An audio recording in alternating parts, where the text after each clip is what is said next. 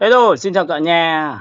Hôm nay thì chúng ta sẽ bắt đầu với cái bài đầu tiên của cái chương trình Photoshop dành cho những cái bạn mà sẽ học về thiết kế đồ họa online của mình.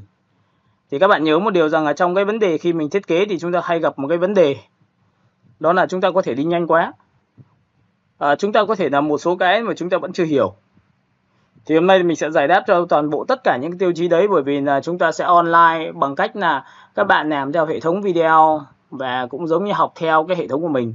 Sau đó thì chúng ta tổng kết lại và củng cố cái kiến thức đấy để nó cho chắc chắn hơn, để mục đích cuối cùng là chúng ta sẽ đi làm nha. Ok, và lúc này thì chúng ta sẽ các bạn nhìn thấy màn hình của mình chưa nhỉ? Alo. Dạ em thấy rồi. Rồi, chúng ta nhìn thấy rồi thì bây giờ thì chúng ta sẽ đi vào tiếp theo nhá. Các bạn nhìn này. Recording in progress.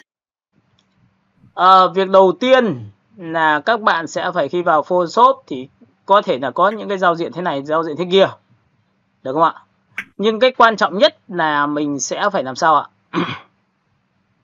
Mình nắm bắt được là quan tâm đến cái việc khổ giấy. Và chúng ta sẽ quan tâm đầu tiên là khổ giấy, bởi vì cái khổ giấy nó sẽ gắn liền với cái công việc thiết kế của mình. Và cái công việc đấy nó sẽ gắn liền với cái khách hàng người ta yêu cầu. Các bạn nhớ nhá. Và lúc này thì chúng ta sẽ làm sao? Chúng ta sẽ ấn vào new file. Các bạn nhớ nhé, ấn vào new file cho mình. Và sau khi new file xong thì các bạn để ý cho mình ở bất cứ một cái giao diện nào thì chúng ta sẽ có một cái nền tảng để chúng ta chọn lựa. Các bạn sẽ chọn lựa cho mình là cái giao diện là kích thước, và kích thước mà chúng ta sẽ gắn liền với hai thứ cũng rất là quan trọng. Những bạn nào mà làm online, chúng ta sẽ chọn một cái đơn vị kích thước như sau. Chúng ta sẽ tính vào pixel. Cái pixel này, các bạn nhìn thấy pixel chưa? Cái này cực kỳ quan trọng nhá. Mình sẽ nhắc lại cho các bạn, chốt lại một lần này nữa này. Khi bạn nào làm những sản phẩm online như là banner, là poster ở trên mạng, những cái banner trên website, banner trên Facebook, banner trên TikTok, thì các bạn sẽ chọn vào pixel cho mình. Và chúng ta không thể dùng một cách nhanh nhẹn để tạo ra một khổ giấy được. Bởi vì nếu mà khổ giấy như vậy thì tất nhiên bảo ui thầy dạy nó đơn giản nhá, em hiểu rồi, nhưng mà vấn đề là đấy, trong vừa rồi thì mình có chứng kiến là có quá nhiều những cái bạn đi quá nhanh xong rồi cuối cùng mà làm không hiểu sao cứ tưởng là file mình nặng quá, hoặc là cái máy mình bị treo nên như nào đấy, nó không đúng. Nên tóm lại các bạn chốt lại cho mình nhá. Những bạn nào làm online, chúng ta sẽ chọn đơn vị là pixel. Cả nhà nghe đoạn này chưa nhỉ? Alo? Nghe thầy ơi. Dạ em nghe này. Vâng ạ. Rồi, phần thứ hai nữa này. Trong quy trình đây là kích thước chiều nằm ngang và đây là chiều cao. Đối với những cái sản phẩm online thì các bạn nhớ cho tôi đó là gì? Cái đơn vị chúng ta sẽ quan tâm đến cái kích thước chiều ngang và chiều cao của nó là quan trọng nhất. Ví dụ các bạn làm cho web thì các bạn gõ vào đây cho tôi là 1200. Và chiều cao nó rơi tầm 600. Được chưa? Đây là cái mà tôi định vị ra thôi. Có nhiều người bảo là thầy Khánh ơi, thầy lấy đâu ra cái kích thước này mà thầy bảo là cái này là banner của website.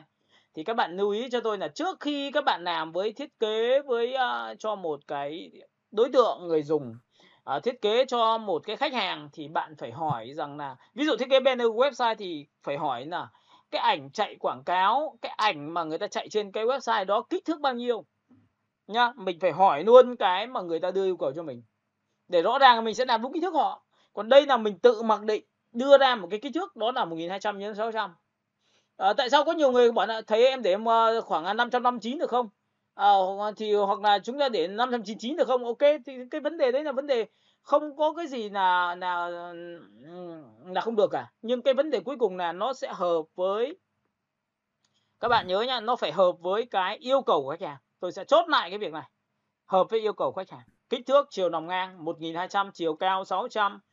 Và tất nhiên đây là khổ giấy nằm ngang. Và ở đây có một cái phần quan trọng nữa mà các bạn cần lưu ý cho tôi, đó là cái phần abort. Đây là trong phần abort nhé. Thì bạn không bao giờ được phép tích vào abort.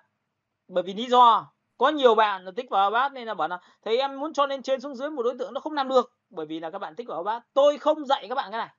Nhưng các bạn do các bạn tạo khổ giấy nó quá nhanh và bạn bỏ qua những cái thứ mà như tôi đã nói, nên chính vì vậy mà nó lại sẽ khiến cho chúng ta là không đi đến tích được. Các bạn nhớ nhá, chúng ta không tích abort, Được chưa? Rồi, chốt lại kích thước chiều ngang, chiều cao và đơn vị của chúng ta là pixel. Chắc chắn như vậy đã. Đấy, bạn nào có giấy bạn có thể ghi nhanh. Hãy ghi nhanh, sau đó thì chúng ta xem lại kỹ hơn. Được không ạ? Rồi, tiếp theo. Các bạn sẽ kéo xuống cho tôi đó là độ resolution, chính là độ phân giải. Có nghĩa là khi mình làm ra một cái ảnh mà mình mong muốn cái chất lượng nó cao hơn, thì cái chất lượng cao hay không thì nó cũng chỉ tùy thuộc vào vấn đề là nó sẽ được hiển thị lên đâu, nó sẽ được nằm ở chỗ nào. Thì cái mà tôi đang làm cho các bạn đó là sản phẩm online, thương mại online đấy ạ. Thì các bạn nhớ là nó nằm online thì nó nằm trên Facebook, nằm trên web, rồi nằm trên cái gì đó, đúng không ạ?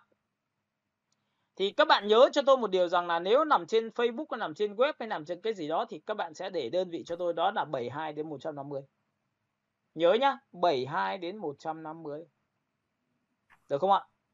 Thì bởi vì đấy là những sản phẩm cho web thì luôn luôn là như vậy rồi. Nên là chúng ta sẽ chốt lại cái giá trị của chúng ta, muốn ảnh chúng ta chất lượng.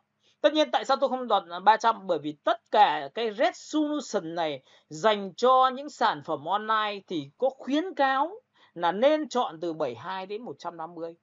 Chứ không phải là chọn 300. Bởi vì sao? Bạn có làm chất lượng cao hơn nữa, nhưng mà sản phẩm lên online thì người ta cũng không thể nào mà nhìn được cái độ chất lượng đấy. Tôi nói cho các bạn biết luôn. Còn nếu mà các bạn nào mà thiên về in ấn thì các bạn sẽ chọn cho tôi từ 300. Độ phân giải là gì? Resolution là chất lượng, điểm ảnh của nó sẽ là 300 ô. Còn cái này là 72 ô đến 150 ô nhá. Rồi, tiếp theo, vậy chúng ta đã chốt được kích thước, đơn vị, độ phân giải hay là chất lượng của hình ảnh khi làm thiết kế là 72. Vậy thì tôi gõ vào đây, chất lượng tôi tốt nhất thì tôi sẽ chọn là 150 nhá. Các bạn nhớ nhá, 150. Tôi làm cho khách hàng tôi hay chọn là 150 để thứ nhất là nó đạt chất lượng đẹp. Và thứ hai gửi cho khách hàng trông nó yêu chiều hơn tí nha. Rồi, xuống dưới một tí nữa thì các bạn sẽ nhìn thấy ở đây nó sẽ có cái hệ màu. Và chúng ta phải đồng ý với nhau là cái hệ màu trong việc thiết kế Photoshop nó dùng RGB. RGB là hệ màu được sử dụng trên toàn bộ tất cả những cái gì được hiển thị trên màn hình. Ví dụ điện thoại, ví dụ TV, ví dụ Facebook, ví dụ website, ví dụ TikTok là người ta dùng RGB.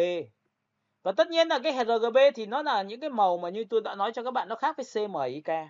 Nên chúng ta hiểu rằng là tất cả thiết kế chúng ta phải để là RGB. Để khi các bạn đứng vai trò là một người thiết kế đồ họa, là một người designer thì phải yêu cầu khách hàng là: anh chị ơi, anh chị muốn thiết kế cái này là cho cái gì ạ? Ví dụ chúng ta thiết kế cho làm một cái tiếp thị liên kết trên TikTok thì chúng ta sẽ phải làm bằng hệ màu RGB. Các bạn hiểu cái này của tôi chưa? Và phải rất là chắc chắn cái này nhá. Nói kỹ để chúng ta đi được kỹ hơn. Rồi, sau khi mà chuyển xuống dưới thì nó sẽ có một cái nữa là gì? Chúng ta sẽ nhìn thấy một cái đối tượng nữa là chế độ 8 bit. Hôm trước thì có nhiều bạn thì hỏi tôi là tại sao có 8 bit, 16 bit và 32 bit, thì ở đây nó có 8 bit là chế độ. Tôi nói luôn này, mình cũng không nhanh vội gì cái chuyện là đảo nó khổ giấy làm gì cả. Nhưng 8 bit là chế độ dành cho toàn bộ tất cả những hiệu ứng dùng lệnh trên Photoshop mà chúng ta dùng tốt nhất nha. 32 bit là chế độ dành cho những bạn nào dùng Photoshop và làm chất liệu cho 3D Max. Ví dụ làm cho ánh sáng ngoài trời, làm vật liệu phát sáng hoặc là vật liệu ảo trong cái vấn đề về đồ chất liệu trên 3D thì người ta sẽ chọn vào 32 bit. Nếu mà tôi dạy về cái câu chuyện là tạo ra một cái chất liệu cho 3D thì ok, cái đấy chúng ta sẽ xét sau nhé, bởi vì nó không liên quan đến đồ họa quá nhiều. Như vậy tôi sẽ dừng lại ở đoạn này đây, bởi vì hồi xưa tôi dạy 3D Max nhé, các bạn nhớ nhá. Chứ không phải là thầy Khánh chỉ dạy về đồ họa không đâu ạ. Nhưng bây giờ không có đủ sức để mà dạy rồi nha. Rồi tiếp theo các bạn sẽ chuyển xuống dưới là người ta có background của chúng ta là màu trắng. Chúng ta có thể chọn màu đen và background chúng ta chọn màu gì đó chúng ta thích. Đây là tất cả chế độ chúng ta nằm đây rồi. Đó, và sau khi đã chọn xong được toàn bộ cài đặt cho một cái khổ giấy, có nghĩa là chúng ta đã thành công trong một cái phần đầu tiên cho việc thiết kế đồ họa, đó là tạo khổ giấy làm việc. Thì bắt đầu chúng ta vào việc thôi. Và tất nhiên như thường lệ tôi sẽ kiểm tra lại cho các bạn là chiều nằm ngang của khổ giấy của chúng ta là 1200. Không phải tính bằng inch nhá, tôi lại nói lại nhá, có nhiều bạn là vui tính bằng inch luôn. 1200 inch thì câu chuyện nó quá to, máy là không chịu nổi đâu, và như thế là nó sẽ bị treo máy nhá. Nhớ nhá, chúng ta chọn bằng đơn vị pixel, được chưa? Chiều cao là 600 và không tích vào abort nhá, được chưa? Nếu bạn nào rơi trường hợp bị đơ, bị làm sao đó máy, hãy kiểm tra cái kiến thức này của tôi để cho chắc chắn cái khổ giấy làm chính xác được không ạ? Tiếp theo, resolution nó sẽ là gì? Những sản phẩm online như là web, là app, là những sản phẩm về banner trên Facebook, banner trên TikTok, rồi banner trên Zalo hay cái gì đó, hoặc thậm chí là sau này sẽ là background cho việc thiết kế về phim, hoạt hình hay cái gì đấy. Thì các bạn nhớ cho tôi một điều như sau. Đó là tất cả những cái giá trị về hệ màu chúng ta là dùng trên đơn vị là RGB. Màu là RGB, chế độ 8 bit.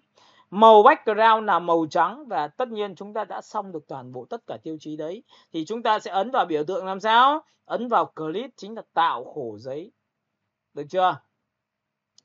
Đối với phiên bản mà các bạn sẽ dùng trong 24 cũng được, nó đang có phiên bản gọi là beta, phiên bản là thử nghiệm. Các bạn có thể dùng được và sau đó thì chặn từng nửa thì nó cũng chạy, nhưng mà cái tính năng AI thì nó sẽ không sử dụng được. Các bạn nhớ nhé. Các bạn có thể thoải mái dùng được. Nhưng vấn đề là tất cả những cái tiêu chí đấy nó không phục vụ cho vấn đề là thay thế con người chúng ta làm việc. Các bạn nhớ nên cho tôi một điều nhé. Có rất nhiều người hỏi tôi trong cái câu chuyện ở gần đây bảo là nếu là AI như thế thì nó có thể thay. Xin lỗi các bạn là không bao giờ thay thế được luôn. Bởi vì các bạn có thấy rằng là khi làm ra một sản phẩm, bạn nên trên một phần mềm bạn search AI ok làm ra một sản phẩm, thì bạn chính là chủ của sản phẩm đấy, thì bạn là search theo mong muốn, và khi nó thành phẩm thì bạn thấy nó nó đẹp quá, đúng rồi, đúng ý của mình rồi. Nhưng bạn làm cho khách hàng của bạn cơ mà. Làm cho khách hàng của bạn thì bạn phải gửi cái sản phẩm đó đưa cho khách hàng của bạn. Và khách hàng nó bảo là đấy đâu có đúng ý tôi. Background tôi muốn là như này cơ mà. Thì liệu lúc đấy cái con AI nó có hiểu khách hàng của mình không?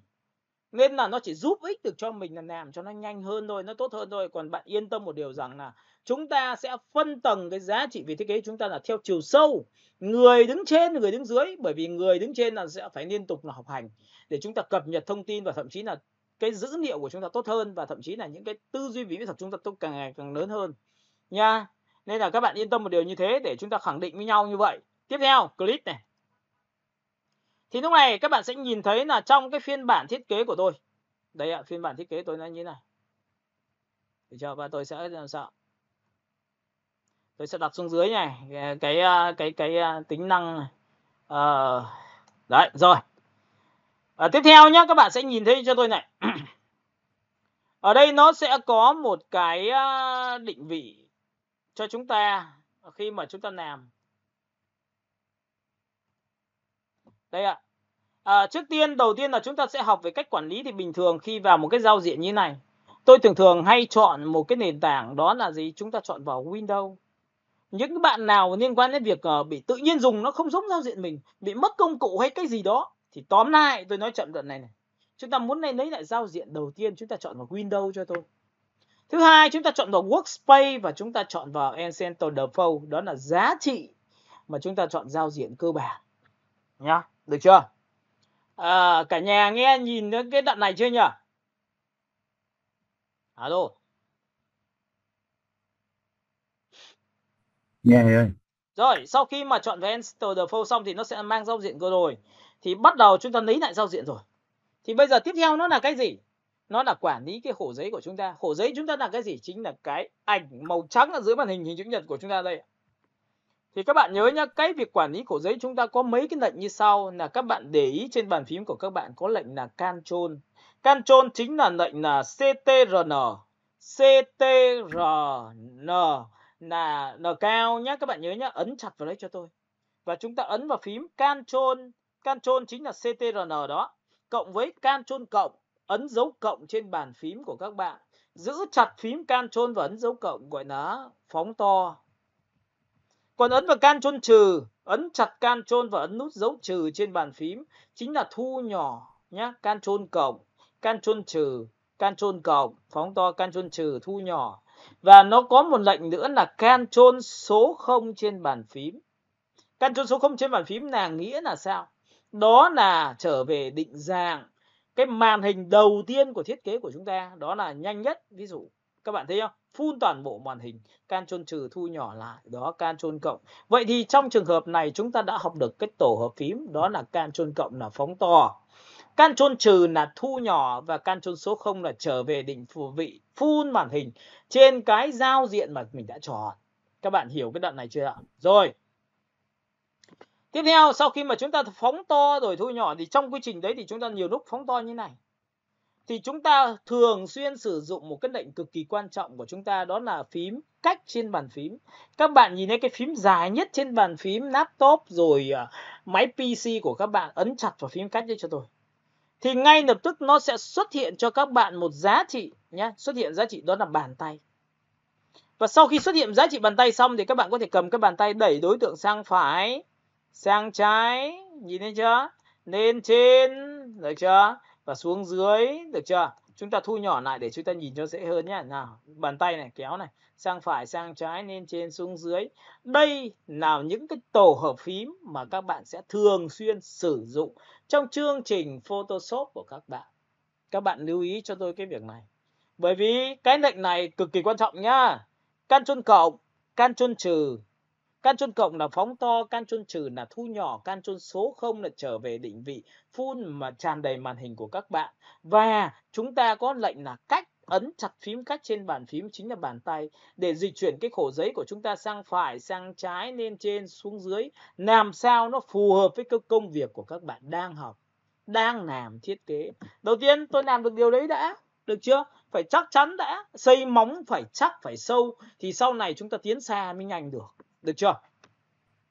Rồi, phần thứ hai, chúng ta sẽ có một cái làm quen với một cái thuộc tính trong cái Photoshop của chúng ta, đó là cái gì? Đó chính là Windows. Các bạn nhớ nha, Windows. Và chúng ta có một cái phím tắt được gọi là F7 layer, là các lớp. Layer nhá, là cái bảng này là bảng quan trọng nhất trong Photoshop của chúng ta, bởi vì Photoshop được quản lý bằng các lớp. Và các bạn thấy rằng là khi tôi ấn F7 thì nó sẽ bật cái bảng layer lên. Và trong cái bảng layer đấy thì nó báo hiệu cho các bạn một cái layer đầu tiên của chúng ta đang học, đó là layer màu trắng. Nhìn thấy cái mắt chưa? Cái mắt đấy ạ, nhìn chưa?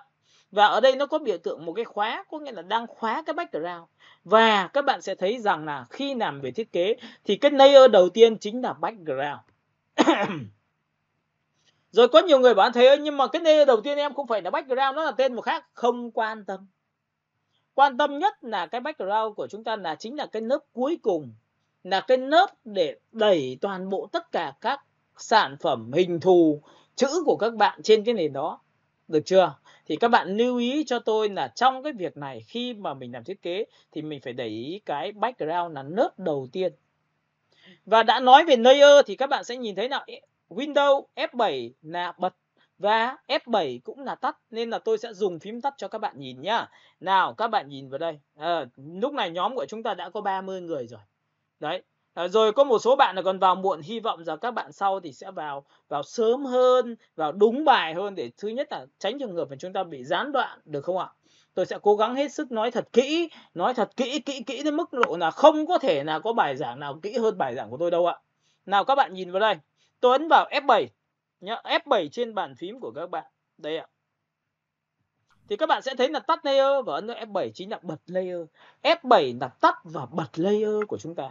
Đó, rất đơn giản như vậy. Được chưa?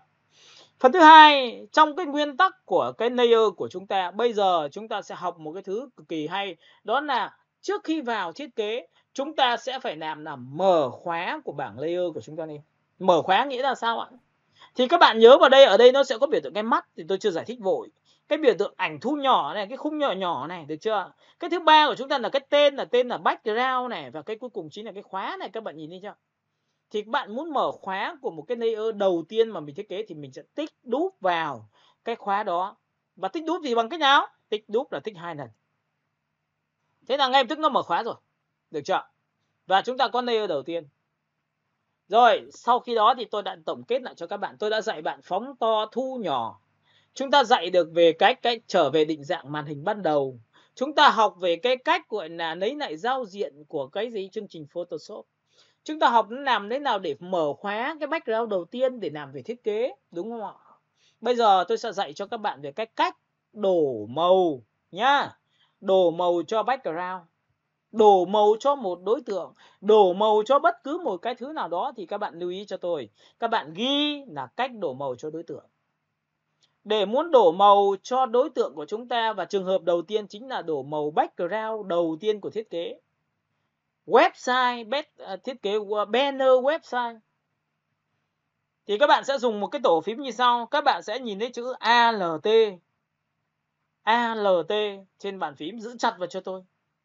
Và ấn nút Delete. Đấy, tôi ghi tiếng như tiếng Việt luôn. Delete, delete nhé. Ấn chặt này.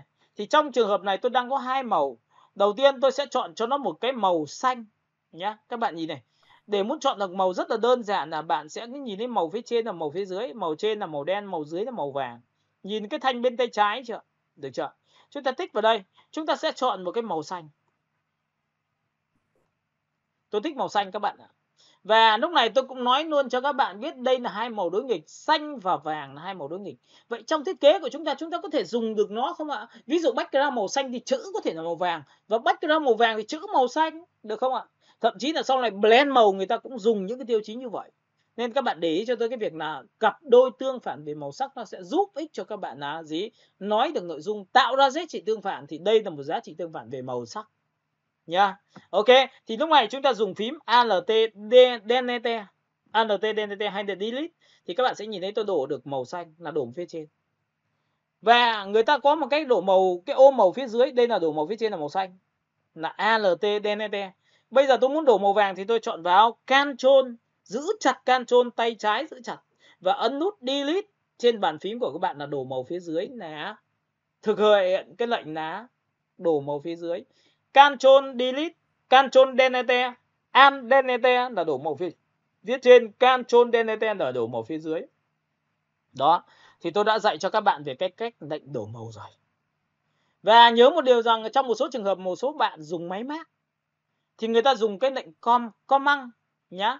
Còn nếu mà không command được nữa thì chúng ta phải làm bằng cách nào? Ok. Thì các bạn nhìn vào đây cho tôi. Đó là trong cái bảng công cụ của Photoshop của chúng ta có phím G. Nhìn phím G chưa? Và trong cái phím G này nó có mũi tên, nó báo hiệu cho bạn biết rằng đây là cái gì ạ? Đây là cái công cụ gồm có nhiều các công cụ bên con bên trong. Tôi sẽ tích vào và tôi giữ chuột. Thì bạn sẽ nhìn thấy cái công cụ số 2 của tôi, đó chính là cái bình thùng sơn đổ màu. Nhìn chưa? Và khi tôi tích vào đây thì bạn yên tâm một điều rằng nó chỉ đổ màu của cái màu phía trên thôi. Nhìn thấy nhanh chưa? Đây là màu xanh đây, bạn nhìn thấy màu xanh chưa? Tôi muốn đổ màu này tôi chỉ cần chỉ vào đây phát, tự khắc nó đổ màu trên layer, nhìn thấy chưa? Bây giờ muốn đổ màu vàng hay sao? Thì bạn phải hoán đổi vị trí hai cái màu này cho nhau. Có thể là ấn vào phím X, X nhá, X trên bàn phím nhá. Đấy, nó tự vàng sẽ thay đổi cho xanh. X thay đổi ngược lại, X là thay đổi, X đảo ngược, X đảo ngược, X đảo ngược. Các bạn thấy không? Tôi sẽ nhắc lại rất là nhiều lần cái việc này. Và muốn đổ màu được thì bây giờ tôi đổi chiều rồi thì tôi lại dùng phím gì? G.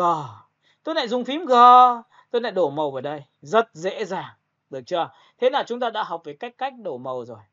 Và thầy ơi, nhưng mà em muốn chọn một cái màu khác thì các bạn nhìn ở đây, tôi sẽ tích vào đây cho các bạn. Đây là khu vực màu tôi đang chọn là màu vàng. Thì trong đây nó có vàng tươi, vàng sáng. Tôi kéo xuống dưới đây thì nó sẽ thiên về vàng đậm, bởi vì làm sao? Một cái cộng với trắng thì sang bên này, còn một cái cộng với đen thì sang bên này. Thì tùy thuộc theo vấn đề là em muốn chọn vàng thiên về sáng hay thiên về đen, đó là em cộng vào.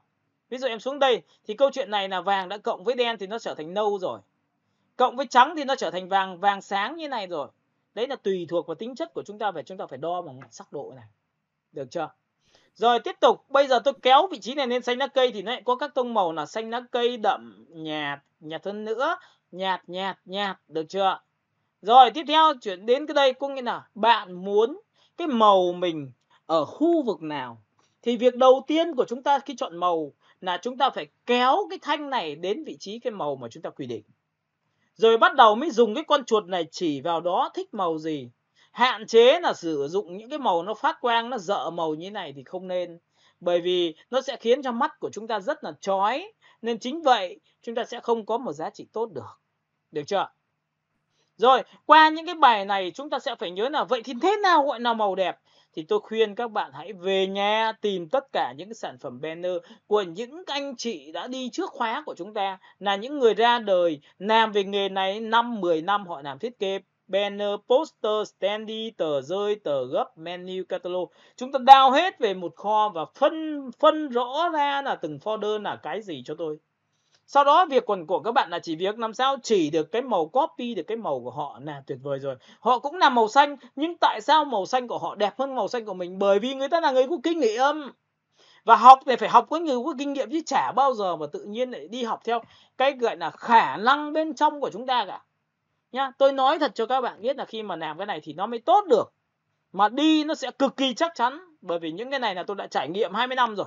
Thậm chí hồi xưa tôi còn cực kỳ hàn lâm, có nghĩa là làm cho hệ thống được gọi là được trong trường đào tạo một cách rất hàn lâm, ra ngoài đời tôi phải thay đổi cơ mà. Tôi phải thay đổi cơ mà, bởi vì làm sao cái cách nhìn ngoài đời nó sẽ khác, và thậm chí là bây giờ mỗi một năm nó là một xu thế mới. Thì chúng ta phải cập nhật, chứ chúng không phải lúc ấy chúng ta dậm chân tại chỗ, chúng ta bảo là tôi là người giỏi, tôi là người xuất chúng, sai tất là toe luôn nha các bạn nhớ nhá. Nên lưu ý cho tôi việc này. Nên trong quá trình khi mà các bạn đi đâu đó, các bạn nên cầm một cái điện thoại, nếu thấy cái bài nào đẹp chụp cho tôi, lấy cái màu của họ về chụp cho tôi thì sẽ lấy được bố cục của họ, chụp cho tôi nó sẽ lấy được cái phông chữ của họ, chụp sẽ lấy được cái cách sắp đặt của họ và cái sự thông minh của họ, đúng không ạ? Và tất nhiên sau khi làm xong thì chúng ta sẽ phải lưu thành folder của chúng ta là folder học tập. Rồi chúng ta cũng phải vất cái ảnh lên trên mạng, sau đó mọi người phân tích cho hoặc là hỏi về tôi, chắc chắn là tôi sẽ phân tích cho các bạn, được chưa? Ok, nhìn này, chọn màu. Và sau khi chọn màu xong thì bây giờ chúng ta sẽ đổ màu thôi. Đổ màu bằng phím gì? G, đổ màu. Và chúng ta có thể đổ màu bằng phím gì? Alt Delete là đổ màu phía trên, Ctrl Delete là đổ màu phía dưới, Alt Delete đổ màu phía trên và Ctrl Delete là đổ màu phía dưới. Thế là tôi đã dạy cho bạn về cách đổ màu, dạy cho phóng to, thu nhỏ, to nhỏ, được chưa? Và tràn màn hình, thu nhỏ bằng Ctrl trừ, thế là đã xong. Được chưa? Rồi. Bây giờ tôi đã dạy cho các bạn rồi, bây giờ tôi sẽ tiếp tục đến một phần thứ hai của các bạn là gì? Photoshop người ta được chia ra quản lý bằng layer. Vậy vừa rồi tôi vừa dạy cho các bạn một tiêu chí như sau là chúng ta muốn đổ màu thì cái nguyên tắc của việc học Photoshop là cái background đầu tiên nó chính là layer không này, các bạn nhìn chưa? Nó chính là lớp nền đầu tiên, mà đã là lớp nền đầu tiên thì nó sẽ là quản lý các đối tượng đầu tiên của các bạn. Nhìn thấy nhá? Thì đây đầu tiên tôi quản lý background là màu xanh, được chưa? Và các bạn cũng lưu ý cho tôi là cái background này nó sẽ có mấy trạng thái như sau. Một, màu bệt. Hai là màu chuyển sắc, là chuyển từ sáng sang tối, đậm sang nhạt. Loại thứ ba là các bạn có thể dùng ảnh. Các bạn có thể đưa ảnh một cái ảnh hoa hồng, background là hoa hồng. Các bạn có thể đưa background là gỗ. Các bạn có thể đưa là background là chất liệu là pattern, là cái chất liệu họa tiết hoa văn. Đó. Thì nó có 3 loại chất liệu này thôi nhá, không có loại khác đâu các bạn ạ. Tôi nói cho các bạn luôn biết luôn. Nên là chính vậy, khi mỗi background đấy nó phù hợp với từng ngành nghề của chúng ta, nên chúng ta phải search là cái màu sắc nó phù hợp với thương hiệu là màu này. Thứ hai, cái gradient nó tại sao nó lại phù hợp? Bởi vì là bây giờ là xu thế dùng chuyển sắc cực kỳ nhiều, nó long lanh bắt mắt, được chưa?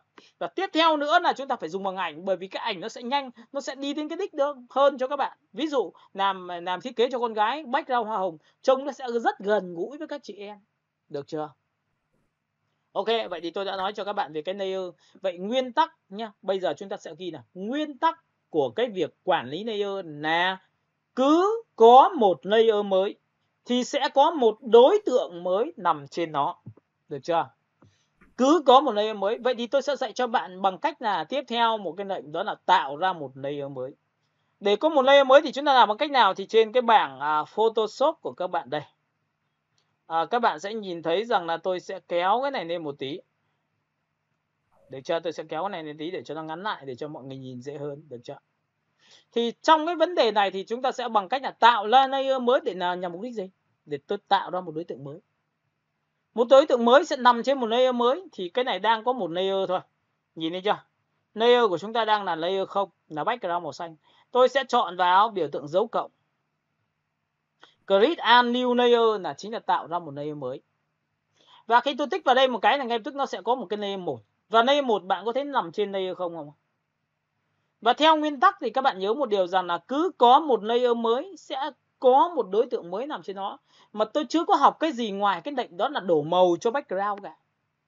Các bạn đừng sốt ruột, bởi vì cái câu chuyện sốt ruột chúng ta sẽ để sau. Bởi vì hôm nay chúng ta chắc chắn cái này, tôi thề các bạn đi sẽ rất là nhanh nhá. Đây là kinh nghiệm của tôi dạy 20 năm rồi đấy. Nào các bạn nhìn thấy nail 1 chưa ạ? Và lúc này nail 1 của chúng ta xuất hiện với giá trị như sau, là cái ô thu nhỏ này, cái ảnh thu nhỏ này, nó có biểu tượng là một cái ô vuông màu trắng, ghi trắng, ghi caro. Nó đang báo hiệu cho bạn biết rằng cái background này chính là không có một cái đối tượng nào nằm trên nó. Và nhiệm vụ của chúng ta là mới học được cách đổ màu cho một đối tượng thì chúng ta làm bằng cách nào? Tôi sẽ đổ màu bằng cách như sau, tôi sẽ chọn một cái màu vàng. Đấy, giống như vừa rồi tôi vừa làm cho các bạn. Và sau khi tôi chọn màu vàng xong thì tôi sẽ đổ màu bằng lệnh lá Alt Delete, là đổ màu phía trên. Và nhớ là trong quy trình khi đổ màu, các bạn sẽ phải giữ chặt phím Alt trên cho tôi, Alt trên bên tay trái, và Delete là đổ màu bên tay phải. Để các bạn nhìn đây, Alt ấn Delete thì các bạn nhìn thấy tôi đổ màu chưa? Và sau khi đổ màu xong thì tôi lại nập ra một layer mới nữa, bởi vì lúc này chúng ta sẽ nhìn bên tay phải bảng layer F7 của chúng ta, nó sẽ có layer 1 là màu vàng, layer 2 là màu xanh, rồi tôi lại nập ra một layer tiếp theo, đó là click on layer. Đây, chúng ta lại có layer 0, layer 1, layer 2. Layer 2 tôi sẽ chọn cho nó một cái màu khác. Lúc này tôi sẽ đi đến phần chọn vào thiên về tông tím. Tôi sẽ đổ màu bằng cách như sau. Tôi dùng phím Alt và tôi ấn Delete, bởi vì đây là màu phía trên, khu vực màu trên Delete. Rồi chưa? Rồi cũng tương tự như vậy, chúng ta lại nập ra một layer mới. Vậy thì cứ tạo ra một layer mới thì bằng cách lệnh là ấn vào hộp thoại. Được chưa? Rồi, sau khi ấn vào hộp thoại như này thì các bạn sẽ chọn vào cho tôi lại chọn về một cái màu xanh lá cây. Được chưa? Các bạn có thể chọn vào xanh ngọc bích, xanh lá cây đấy tùy các bạn, được chưa? Và tôi đổ màu bằng cách là giữ phím Alt Delete. Lúc này các bạn sẽ nhìn thấy là tôi đã có 4 layer. Layer đầu tiên là màu xanh đậm. Layer thứ hai là layer màu vàng. Layer thứ ba là layer màu hồng, và layer thứ tư là màu xanh ngọc bích và xanh dương của các bạn đây ạ. Tôi có 4 layer rồi. Và các bạn sẽ không nhìn thấy cái màu xanh dưới, không nhìn thấy cái màu xanh đậm dưới đâu, bởi vì sao? Thằng ấy che rồi. Rồi thậm chí là nó che này, cái màu hồng này cũng che nốt, màu vàng che nốt, nên chúng ta không nhìn được. Nên chính vậy mà hôm nay tôi sẽ giải thích cho bạn là layer nó gồm có bao nhiêu thành phần. Ok, bạn nào ghi chậm có thể ghi như sau. Một layer gồm có 4 thành phần. Nào, một layer gồm có 4 thành phần như sau. Tôi xem là các bạn mới đang chat cái gì đây không biết này. Trời ơi, ok, rõ thầy à. Rồi, ok, đã nghe. Rồi, ok. Bây giờ tôi lại tắt xuống. Nào, các bạn nhìn vào đây cho tôi. Một layer của chúng ta nó gồm có 4 thành phần. Được chưa? Thành phần số 1 này các bạn sẽ nhìn thấy cái biểu tượng của cái gì á? Nhìn thấy cái biểu tượng của cái mắt không ạ? Cái mắt này nó sẽ tượng trưng cho việc là tắt và bật layer. Ví dụ nhiều lúc bạn muốn nhìn một cái thằng dưới, bạn muốn nhìn một cái thằng ở phía dưới, layer phía dưới, thì bạn tắt cái mắt này đi. Đây nhá. Vậy thì các bạn có đồng ý với tôi là cái layer màu xanh đang trên layer màu hồng không ạ? Nếu tôi tắt vào biểu tượng mắt của cái màu xanh này đi thì chúng ta sẽ nhìn thấy cái màu gì? Màu hồng. Nhìn lên. Nhìn thấy màu hồng chưa? Bật lên thì lại không nhìn, tắt đi thì lại nhìn được, bật lên lại nhìn được, và tắt đi lại không nhìn được. Được chưa? Ok, vậy thì chúng ta giải thích đầu tiên, layer của chúng ta là thành phần số 1 chính là cái mắt. Cái khu vực thứ hai của các bạn đó là cái ảnh thu nhỏ. Đây là ảnh to, bên ngoài là ảnh to. Còn đây là thu nhỏ. Ảnh này gọi là ảnh thu nhỏ. Bởi vì nghe kỹ nha, nếu lần sau khi chúng ta học đến bài 2, bài 3, thầy Khánh bảo hãy quay trở lại vùng tròn nhá. Vùng tròn là cái thứ mà chúng ta học sau này. Cho đối tượng, các bạn dùng phím Ctrl và tích vào ảnh thu nhỏ trên layer. Ảnh thu nhỏ là cái gì? Chính là cái này các bạn nhìn thấy chưa? Thì chúng ta sẽ tích vào đâu? Tích vào ảnh thu nhỏ này. Có nhiều người cứ tích ra ngoài này thì nó không đúng nha, các bạn nhớ nha. Ảnh thu nhỏ, đây là giá trị số 2 để báo hiệu cho bạn biết tôi đây đang là hình gì, tôi đang là cái gì, được chưa? Rồi tiếp theo, cái giá trị số 3 chính là tên của layer. Số 3 chính là tên của layer. Nhìn đến layer 3 không? Nó đánh dấu tên để cho các bạn chọn vào đối tượng. Những cái bạn sau này khi đi làm chuyên nghiệp, chúng ta sẽ đặt tên theo cái hình ảnh, đặt tên theo chủ đề, đặt tên theo cái thứ quản lý của các bạn để nhằm mục đích gửi cho file cho khách hàng, gửi file cho những người in ấn, gửi file cho những người tiếp nối trong cùng một team của các bạn, người ta phải hiểu ngay. Thì các bạn nhớ một điều rằng cái này chúng ta có thể thay được tên một cách tích đúc ở đây. Các bạn sẽ nhìn thấy là cái layer 3 của chúng ta nó như này, vì chúng ta có thể đặt là xanh dương. Được không ạ? Rồi, chúng ta sẽ tích vào đây. Layer 2 đúng không? Tích đúc vào đây. Chúng ta sẽ có tên là hồng. Được chưa? Chúng ta sẽ tiếp tục chọn tích đúc vào đây và chúng ta sẽ có tên là vàng. Và tiếp theo chúng ta sẽ có đây, chúng ta ghi là xanh. Ok, được chưa? Thì các bạn nhớ một điều rằng là chúng ta có thể đặt tên được. Và cái giá trị cuối cùng của layer chính là phần màu ghi. Các bạn nhìn đây là phần màu ghi này. Vậy chúng ta sẽ chốt lại một layer của chúng ta gồm có 4 thành phần. 1 là mắt, 2 là ảnh thu nhỏ, 3 chính là tên và có thể thay đổi bằng cách tích đúc vào. Và 4 là chính là phần màu ghi. Các bạn nhìn chưa? Ok. Vậy tôi đã dạy cho các bạn xong về cái 4 cái giá trị của một layer nó gồm có những cái gì rồi. Bây giờ các bạn sẽ nhìn đây là tắt bật layer này, chính là tắt bật layer, được chưa? Rồi, tắt bật layer này thì có phải tôi tắt này thì có phải không nhìn thấy cái chữ, không nhìn cái layer đầu tiên chưa? Bây giờ tôi xuống layer màu hồng, tôi tắt cái này đi thì phải nhìn thấy màu vàng không ạ? Bởi vì nó nằm trên cái vàng mà. Bây giờ từ màu vàng tôi lại tắt cái này đi nữa thì có phải là tôi sẽ nhìn thấy màu xanh mà? Thì các bạn sẽ nhìn thấy là khi tắt và bật nhằm mục đích để là chúng ta có thể quản lý được đối tượng, cũng là quản lý đối tượng, và chúng ta có thể nhìn được cái layer dưới chúng ta có cái gì. Đó, thế thôi, đơn giản như vậy thôi. Và tất nhiên đơn giản như vậy nhưng vẫn phải nhớ nhá. Bởi vì không dùng trong trường hợp này nó phải dùng trong trường hợp khác. Và đây là những lệnh quan trọng nên chúng ta phải cực kỳ nhớ kỹ cho tôi cái việc này. Và có nhiều bạn là sau khi làm xong các bạn thực hiện 4-5 lần cho tôi. Cực kỳ nhớ lâu luôn nha. Rồi bây giờ chúng ta sẽ bật lên. Rồi sau khi đã làm xong tổng quan toàn bộ tất cả cái thứ đấy thì hôm nay tôi sẽ giới thiệu cho các bạn một cái công cụ gọi là quyền lực. Công cụ đó là công cụ V. Công cụ phím V là Motool. Các bạn nhìn thấy Motool chưa? Nghe cái từ nó đã biết rằng là nó có tính năng gì, đó là dịch chuyển đối tượng. Được chưa? Rồi, tính năng thứ hai là các bạn có thể làm gì? Thay đổi kích thước của đối tượng. Được chưa? Dịch chuyển đối tượng này, thay đổi kích thước đối tượng này. Vậy chúng ta dịch chuyển làm sao? Có thể dịch chuyển sang phải, sang trái, lên trên và xuống dưới. Bởi vì cái câu chuyện dịch chuyển lên trên hay xuống dưới đó nó chính là đưa cái đối tượng trong một bản thiết kế của chúng ta về đúng cái nơi quy định của nó. Ví dụ sau này trong bản thiết kế của các bạn gồm có 4 thành phần chính. Các bạn lưu ý cho tôi này, nhìn này, 4 thành phần chính trong một bản thiết kế của chúng ta gồm có cái gì? Ảnh, có ảnh không? Có ảnh không ạ? Trong cái ảnh có bạn là có nhân vật chính, và phần thứ hai là ảnh của sản phẩm. Thứ hai của các bạn là gì? Logo. Đúng không ạ? Logo. Tiếp theo chúng ta có nội dung không? Đấy, text. Text là nội dung đấy. Và cuối cùng là các bạn có thể có những cái background theo ý đồ mong muốn của các bạn. Thì tôi sẽ tóm lại cho các bạn. Đầu tiên là sẽ có gì? Ảnh người mẫu, ảnh của thương hiệu. Được chưa? Thứ hai, ảnh của sản phẩm là thứ hai. Thứ ba là gì? Logo. Thứ tư là nội dung thiết kế của các bạn là text đấy. Gồm có 4 thành phần. Và cái quan trọng của cái người thiết kế của chúng ta là gì? Chúng ta hãy sắp xếp những nội dung hay được gọi là bố cục. Sắp xếp bố cục các thành phần trong một bản thiết kế làm sao cho giá trị hợp lý nhất, dễ nhìn nhất, và nó phải đem lại giá trị về gì? Còn để xét sâu thì tôi nói thật cho bạn biết nó nhiều kiểu lắm. Ví dụ trong phần nội dung của các bạn thì cái nội dung đấy nó phải hợp với phần hay được gọi là content ấy. Nội dung đấy nó phải hợp với cái phong cách của khách hàng. Nó phải hợp với phong thái của cái giá trị là chúng ta đặt ở đâu. Nó phải hợp với cái chiến dịch của dân marketing đưa ra, chứ không phải là chúng ta nói chơi đâu ạ. Nên các bạn lưu ý cho tôi là khi các bạn làm, đừng dùng nội lực trong giai đoạn 1. Dùng nội lực nghĩa là sao? Cái gì cũng giảm giá, cái gì cũng như này. Tất nhiên thầy Khánh dạy cho các bạn được gọi là mô phỏng cho các bạn. Nhưng sau khi bài giảng này của tôi, các bạn sẽ phải tự tìm tư liệu và làm thiết kế về một sản phẩm có thật. Thì lúc đó chúng ta mới thấy rằng là chúng ta không phải đi chép của thầy Khánh. Đúng không ạ?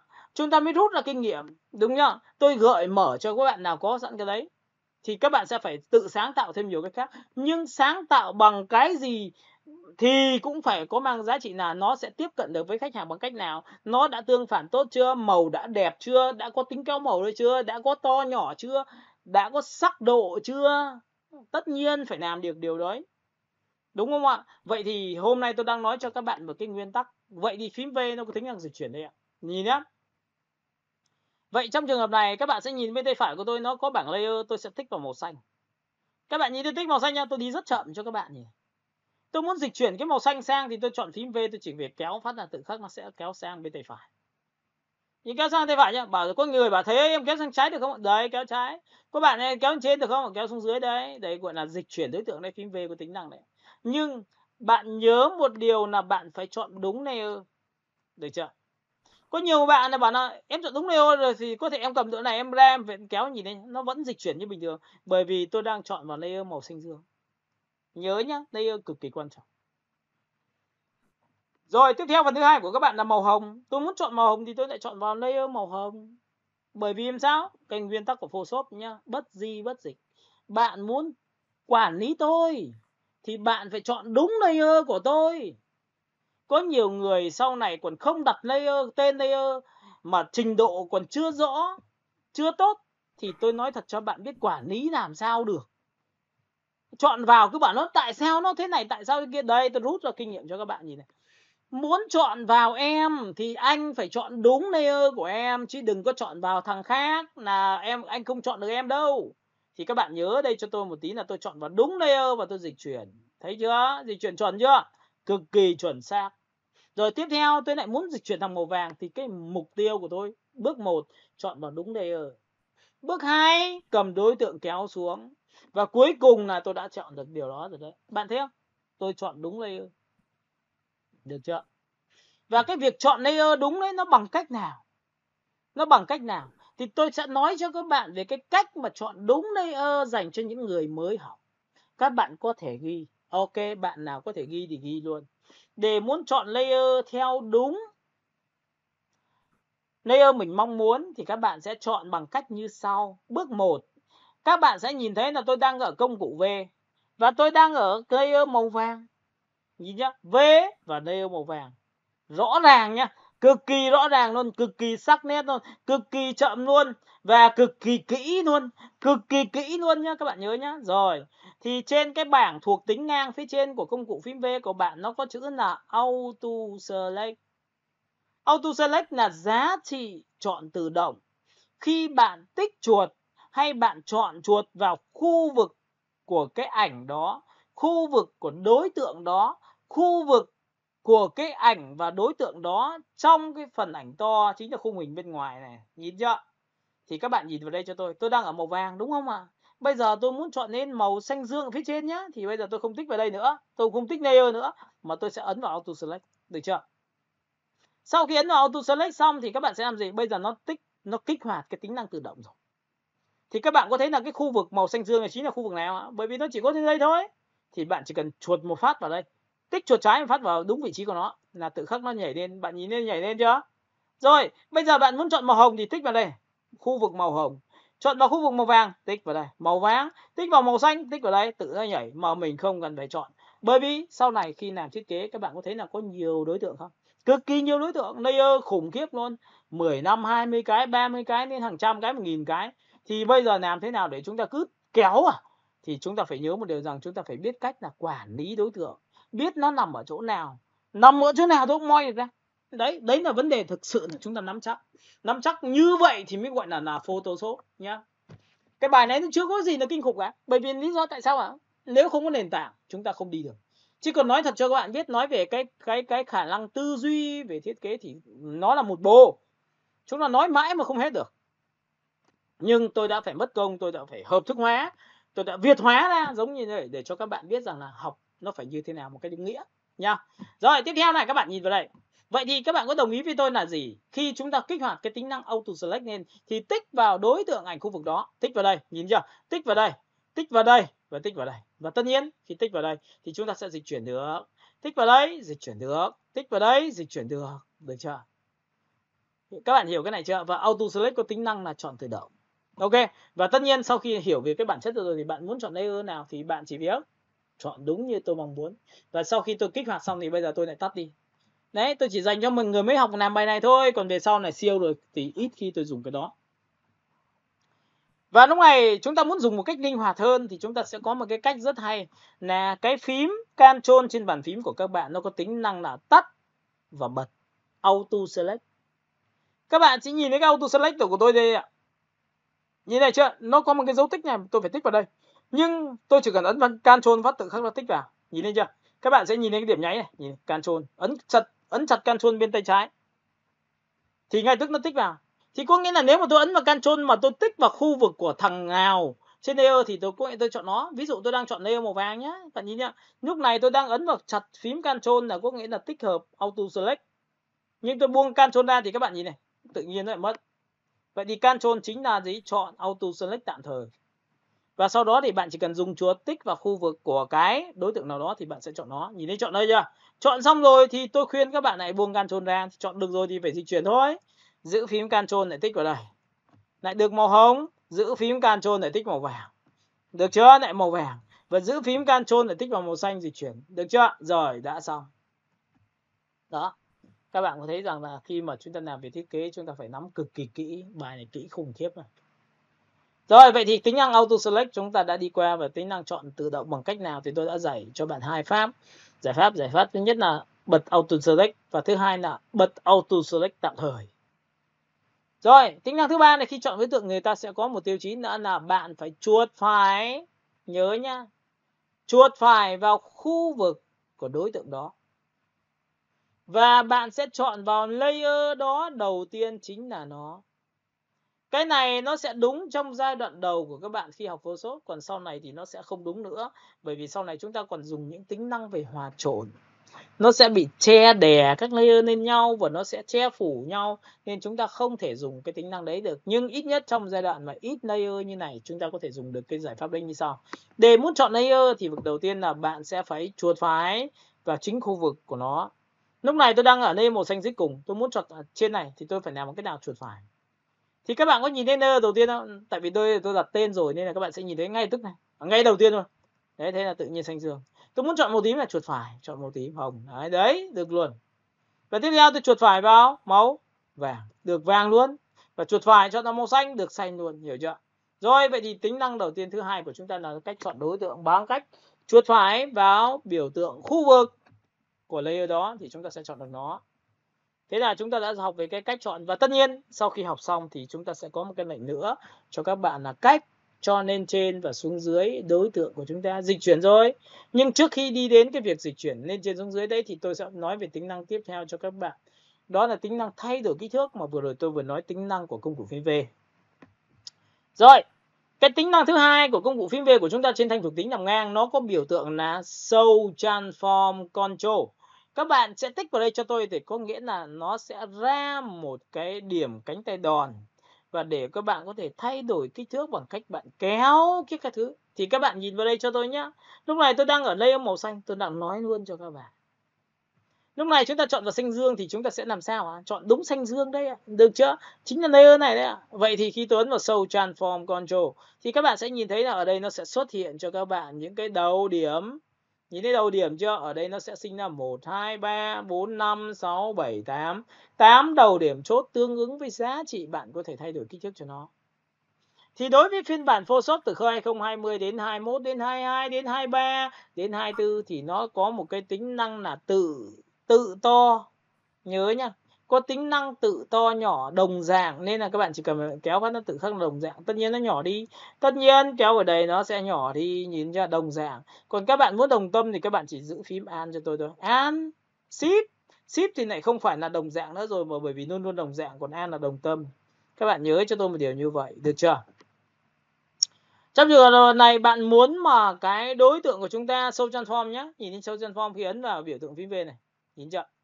Mà chúng ta muốn thay đổi cái kích thước, cái này chiều cao nó thấp xuống một tí thì lúc này lại phải sử dụng phím Shift các bạn ạ. Sử dụng phím Shift luôn. Phím Shift bằng cách nào? Chúng ta giữ phím Shift này, kéo từ trên xuống dưới. Đấy, nó khác với phiên bản từ CCN 017. Tôi dạy Photoshop từ 2017 đến 2023, các bạn nhớ nhá. Nên bạn nào mà gặp trường hợp mà đấy thì tôi sẽ nói lại để cho các bạn hiểu, được chưa? Để giữ ship đẩy lên trên đẩy xuống dưới, sang phải rồi sang trái, rồi sang trái rồi lại sang phải, rồi lên dưới từ lên trên ở trên xuống dưới, được chưa? Và tất nhiên khi ra góc thì bạn sẽ thay đổi được hai chiều nhưng lại là theo kiểu tự do, được chưa? Đấy, Show Transform có thể làm được cái điều đấy. Và tất nhiên là sau khi ấn vào Show Transform thì bạn ra góc thì biểu tượng thì nó sẽ có biểu tượng xoay nhé, xoay xoay xoay xoay. Và tất nhiên là xoay theo mặc định của máy thì tôi khuyên các bạn hãy giữ phím shift cho tôi nó giật nha. Xoay như này thì chúng ta sẽ kiểm soát được cái bố cục của chúng ta, là cái ảnh của chúng ta, là cái khung của chúng ta nghiêng bao nhiêu độ. Chứ có nhiều bạn là vô tư cứ xoay như này thôi, tí nữa chọn một đối tượng mới mà xoay theo thì nó cứ bị lệch thôi. Nên tôi khuyên các bạn là khi làm về bố cục cho thiết kế, khi xoay thì phải nhớ một điều là phải xoay theo mặc định. Nên chúng ta nên giữ shift để nó xoay theo mặc định, cái số của nó sẽ tốt hơn cho các bạn, được chưa? Đặc biệt những bạn mà mới không có kinh nghiệm thì chắc chắn là sẽ làm bố cục nó cứ bị sập sạch. Tóm lại, giai đoạn 1 đừng có sáng tạo vội. Hãy làm theo những cái thứ mà chúng ta đã phải chắc chắn đã, đúng không ạ? Có nhiều người làm về sáng tạo nhưng mỗi tội là sao? Ra ngoài đời các bạn để ý này. Em rất sáng tạo, em tuyệt vời lắm, nhưng cái sáng tạo dù có trước hay sau thì nó phải có một nguyên lý như sau. Sáng tạo là quy trình tạo ra cái mới, nhưng tạo ra cái mới thì nó phải có tính ứng dụng thực tế. Chứ không ứng dụng thực tế thì xin nói vất luôn vào sọt rác luôn. Tôi nói cho các bạn biết nha. Phần thứ hai là cái giá trị mà khi các bạn bảo là sáng tạo lắm thì chúng ta phải làm sao ạ? Chúng ta phải có tính ứng dụng đấy, như tôi đã nói cho các bạn. Được chưa? Phải chắc chắn nhé. Rồi, sáng tạo được rồi, tuyệt vời rồi. Nhưng các bạn có thấy là khi đi ra ngoài khách hàng người ta yêu cầu em ơi, em có thể làm cái hiệu ứng này được không? Đấy, người ta nói bảo em làm cho chị cái hiệu ứng này. Trong khi đó là chúng ta tư duy tốt lắm, sáng tạo tốt lắm, nhưng cái kỹ năng về máy của các bạn tồi, yếu thì xin lỗi luôn, công ty sẽ không giữ chân các bạn được đâu ạ. Nhá. Nên tôi nói cho các bạn biết là nó phải song hành đồng giá trị với nhau, là tôi có sáng tạo nhưng kỹ năng của tôi phải cực kỳ tốt. Thì tất nhiên lương cũng không ít đâu ạ. Nha. Nên các bạn nhớ một điều, và cái đấy nó mới đáp ứng được nhu cầu của khách hàng. Khách hàng không cần biết tư duy là cái gì. Khách hàng không cần biết là bạn làm bị lỗi hay không. Tôi chỉ cần quan trọng là bạn có làm được cái thứ mà tôi đưa ra không thôi. Được chưa? Nếu người nào có kiến thức thì giải thích cho khách hàng thì người ta ok. Nhưng người nào không có kiến thức thì luôn luôn là bảo là ok, anh nói như vậy em làm theo cái ý của anh. Thì chúng ta lại rơi vào trường hợp thứ hai là máy vẽ chúng ta là cái máy để cho người ta sai khiến, là người ta vẽ theo cái ý đồ, chứ không phải là thiết kế nha. Nên các bạn nhớ một điều, cái tư duy nó khác nha. Và để có tư duy thì sau này tôi sẽ tư vấn cho các bạn tại sao chúng ta tư duy có thể đồng điệu cùng với khách hàng được. Ok. Rồi, sau khi làm xong ấn Enter thì các bạn sẽ thấy là nó sẽ sinh ra cái này, và chúng ta lại tắt Show Transform đi. Đấy, xong rồi. Thì đây là giá trị về độ sai của thiết kế của chúng ta. Và khi làm sai các bạn có thể ấn vào phím Ctrl Z là làm lại, Ctrl Z làm lại, và Ctrl Z làm lại, và Ctrl Z làm lại. Ctrl Z là undo làm lại. Được không ạ? Rồi. Bây giờ sau khi mà chúng ta đã học về cái lệnh Show Transform thì cái Show Transform ấy chỉ dành cho những người mới học thôi. Còn sau này khi mà bạn học sâu xong thì bạn sẽ dùng một cái lệnh cực kỳ quan trọng, đó là lệnh thay đổi kích thước, xoay đối tượng, thì người ta dùng chủ động, đó là Ctrl T. Ctrl T chính là tạo ra các đầu điểm chốt, có thể thay đổi kích thước của đối tượng. Ví dụ chúng ta ra góc này, chúng ta kéo vào đây là thu nhỏ, phóng to thu nhỏ, cầm này đưa lên trên đưa xuống dưới nó vẫn đồng dạng, nhưng nhớ là giữ shift thì thay đổi từng chiều. Đấy là chỉ khác nhau thế thôi, được chưa? Nhưng Ctrl T thì để cực kỳ chuẩn xác, bởi vì là khi không dùng nữa thì nó thôi. Và tất nhiên là ra góc thì vẫn xoay như bình thường, giữ shift thì xoay theo mặc định. Đó, được chưa? Và ấn Enter là dứt lại thì không còn biểu tượng điểm chốt nữa. Nhưng cái Show Transform này có một cái rất dở là các bạn nhìn này, tôi kéo xuống đây, được chưa? Tôi ấn Enter thì nó vẫn còn cái đầu điểm chốt nên nó có rất khó chịu. Nên chính vậy cái Show Transform này chỉ dành cho người mới học thôi. Còn sau khi học xong thì các bạn chốt lại cho tôi phải dùng lệnh là Ctrl T. Ctrl T là thay đổi kích thước và phóng to thu nhỏ, xoay đối tượng, dịch chuyển vị trí cũng được luôn nhá, về nhá. Ok, kéo đây. Thế là tôi đã nói cho các bạn xong về cái lệnh phóng to, thu nhỏ, đổ màu, thay đổi kích thước, dịch chuyển vị trí. Bây giờ tôi sẽ nói nốt cái phần còn lại cho các bạn, đó là cách cho lên trên và xuống dưới. Các bạn nhớ nhá, cách cho lên trên và xuống dưới một đối tượng, bởi vì trong cái nguyên tắc thiết kế nhiều lúc cái đối tượng của chúng ta lại tự nhiên lại nằm ở phía trên mà tôi lại mong muốn làm phía dưới. Thì các bạn sẽ nhìn vào đây. Việc đầu tiên để muốn cho lên trên và xuống dưới một đối tượng thì bước 1 này phải chọn đúng layer đã. Các bạn có đồng ý tôi là phải chọn đúng layer, phải chọn đúng cái layer mà mình mong muốn thì nó mới chuẩn được. Chọn đúng layer nghĩa là sao? Là bạn phải sử dụng phím V, là bạn phải dùng auto select. Phím V là gì? Phải chuột phải chọn đúng chưa? Chuột phải chọn đúng nó chưa? Chuột phải chọn đúng nó chưa? Được chưa? Thì mới chọn được, được chưa? Rồi, bước 1 chọn đúng layer. Bước 2 bạn sẽ ấn vào biểu tượng là Ctrl ngoặc vuông bên tay trái.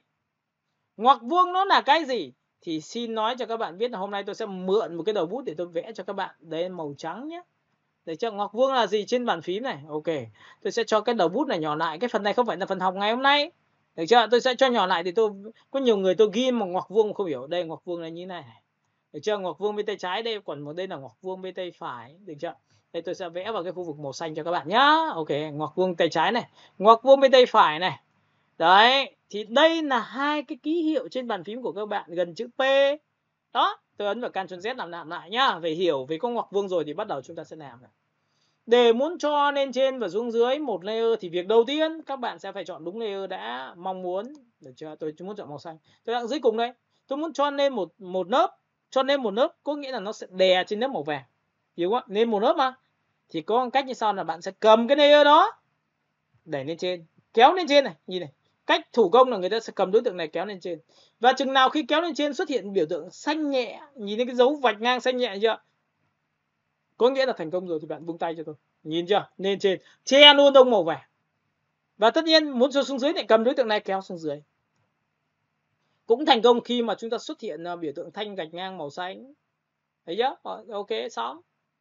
Vậy thì các bạn đã hiểu về cái cách cho lên trên rồi. Rồi tôi sẽ cho lên trên này. Tôi lại cho lên trên màu hồng này, che mất màu hồng. Tôi lại cho lên trên màu xanh dương này, được chưa? Thế là lên trên cùng rồi. Và tôi lại cho xuống dưới bằng cách được kéo chuột. Tất nhiên làm như này thì chạy bằng cơm nên nó cũng khá là mệt. Rồi, bây giờ thì chúng ta sẽ chọn bớt cơm đi. Chạy bằng cơm nhưng pha tí máy.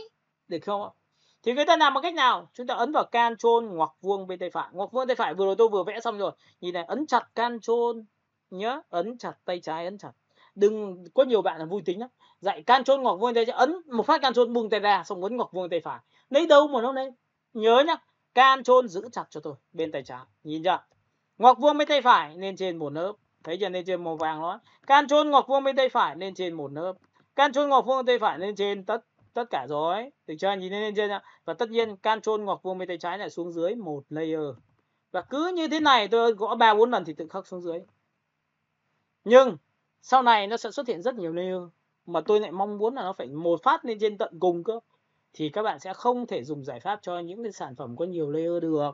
Chính vì vậy người ta mới sinh ra một cái lệnh là cho lên trên tất cả các layer và cho lên xuống dưới tất cả các layer bằng cách là Ctrl Shift ngoặc vuông bên tay phải lên trên tất cả và Ctrl Shift ngoặc vuông bên tay trái là xuống dưới tất cả.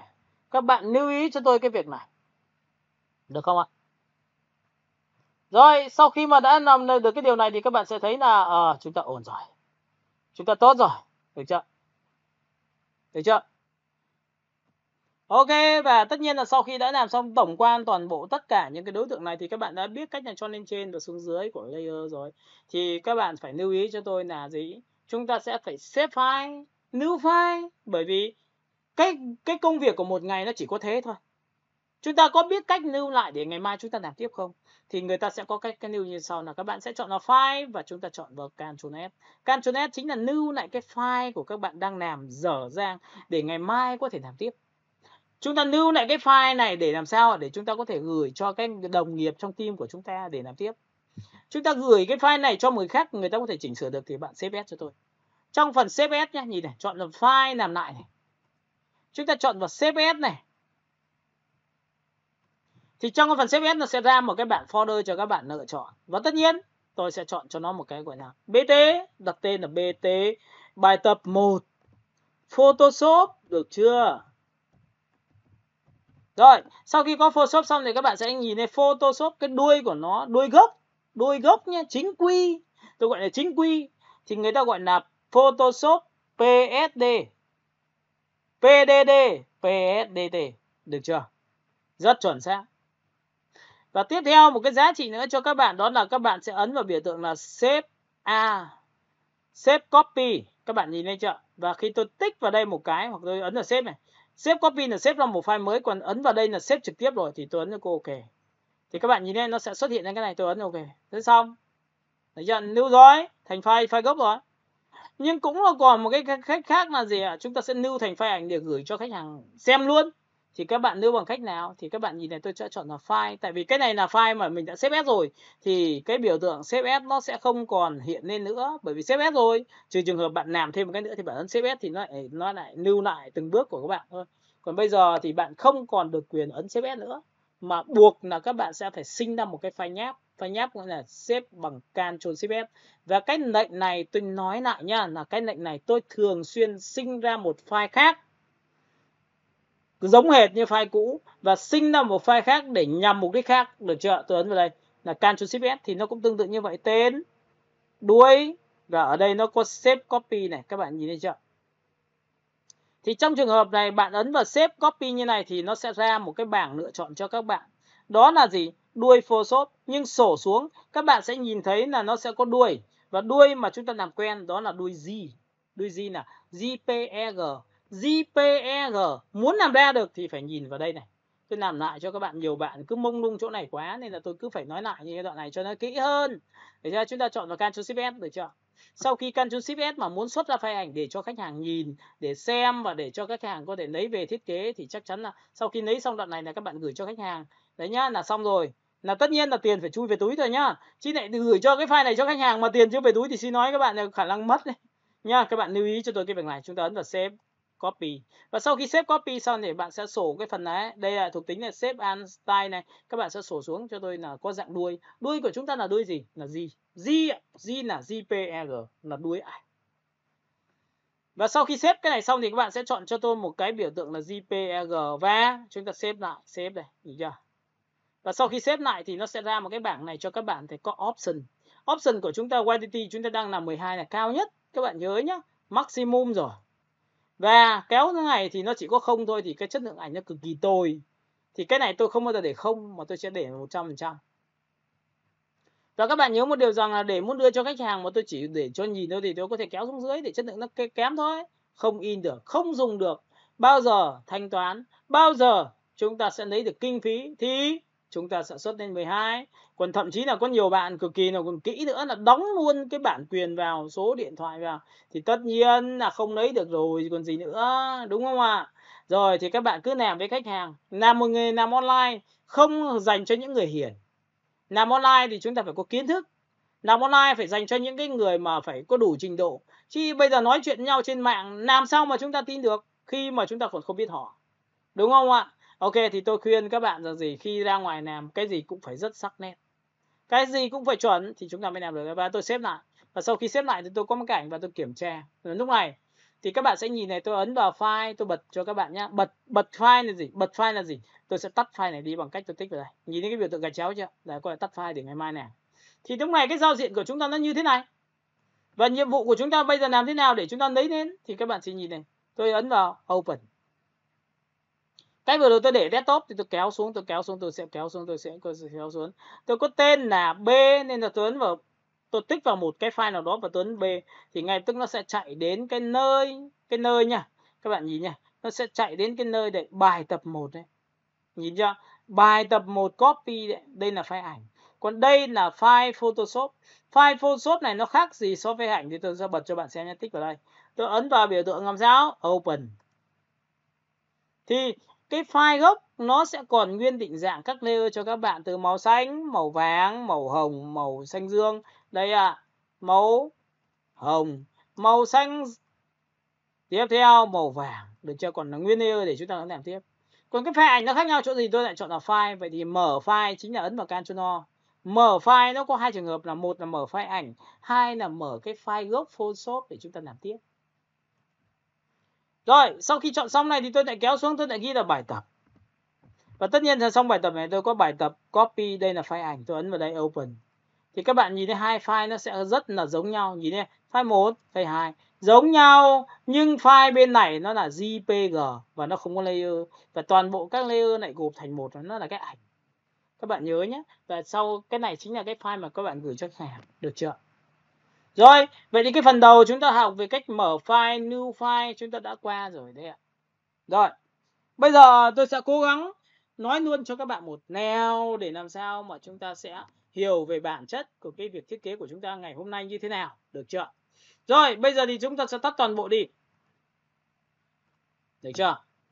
Rồi, cái bước số 2, sau khi mà nắm được khổ giấy nào rồi, nắm được quản lý rồi, nắm được về đổ màu rồi, cho nên trên xuống dưới rồi, chỉnh to nhỏ rồi, new file rồi, new thành file ảnh rồi, bật file ảnh lên rồi, thì bây giờ chúng ta mới đi vào phần chính này. Chúng ta muốn thiết kế thì chúng ta phải làm một cái nào, thì chúng ta lại quay trở lại câu chuyện của thiết kế. Tôi dạy bạn khổ giấy. Khổ giấy đem gì phục vụ cho khách hàng, thì khách hàng có một cái là em ơi làm cho anh một cái thiết kế bên chủ web, thì tất nhiên tôi lại ấn vào biểu tượng new, đúng không?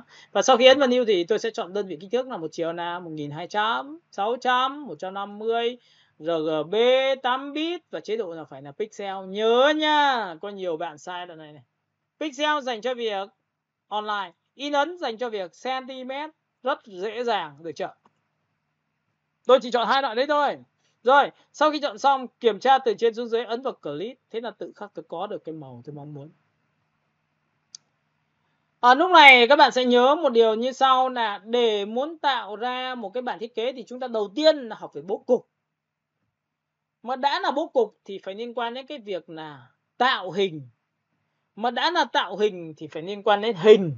Hình của chúng ta trên cái phiên bản thiết kế thì nó có mấy cái hình như sau, mà chúng ta sẽ làm quen trên giá trị của Photoshop của chúng ta, đó là hình vuông và chữ nhật.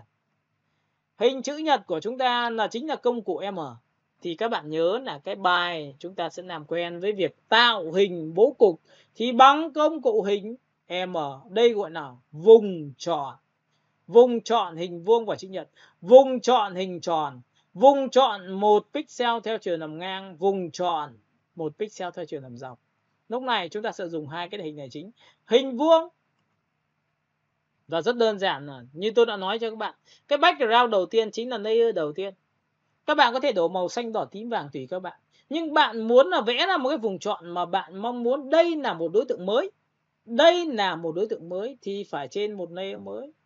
Và trong nguyên tắc khi vẽ vùng chọn thì nó có hai cách vẽ. Cách vẽ số 1 là các bạn sẽ vẽ như này, là vẽ tự do. Và vẽ tự do rồi thì các bạn nhìn thấy trên màn hình của tôi nó sẽ có một cái biểu tượng lưới nó cứ đứt như này thôi. Thì nó sẽ báo hiệu cho các bạn biết rằng đây chính là vùng chọn mà tôi vẽ ra. Và cứ nguyên tắc là gì? Cứ muốn đổ màu cho một đối tượng, muốn làm ra một đối tượng mới trên một layer mới thì các bạn sẽ phải ấn vào Click New. Đấy, theo nguyên tắc nhá. Cứ có vùng chọn mới sẽ có một layer mới. Có một layer mới chưa? Đây, một layer mới thì phải tạo layer mới thôi. Đủ tiêu chuẩn chưa? Có tiêu chuẩn rồi thì bây giờ muốn đổ màu thì là cái gì? Vùng chọn.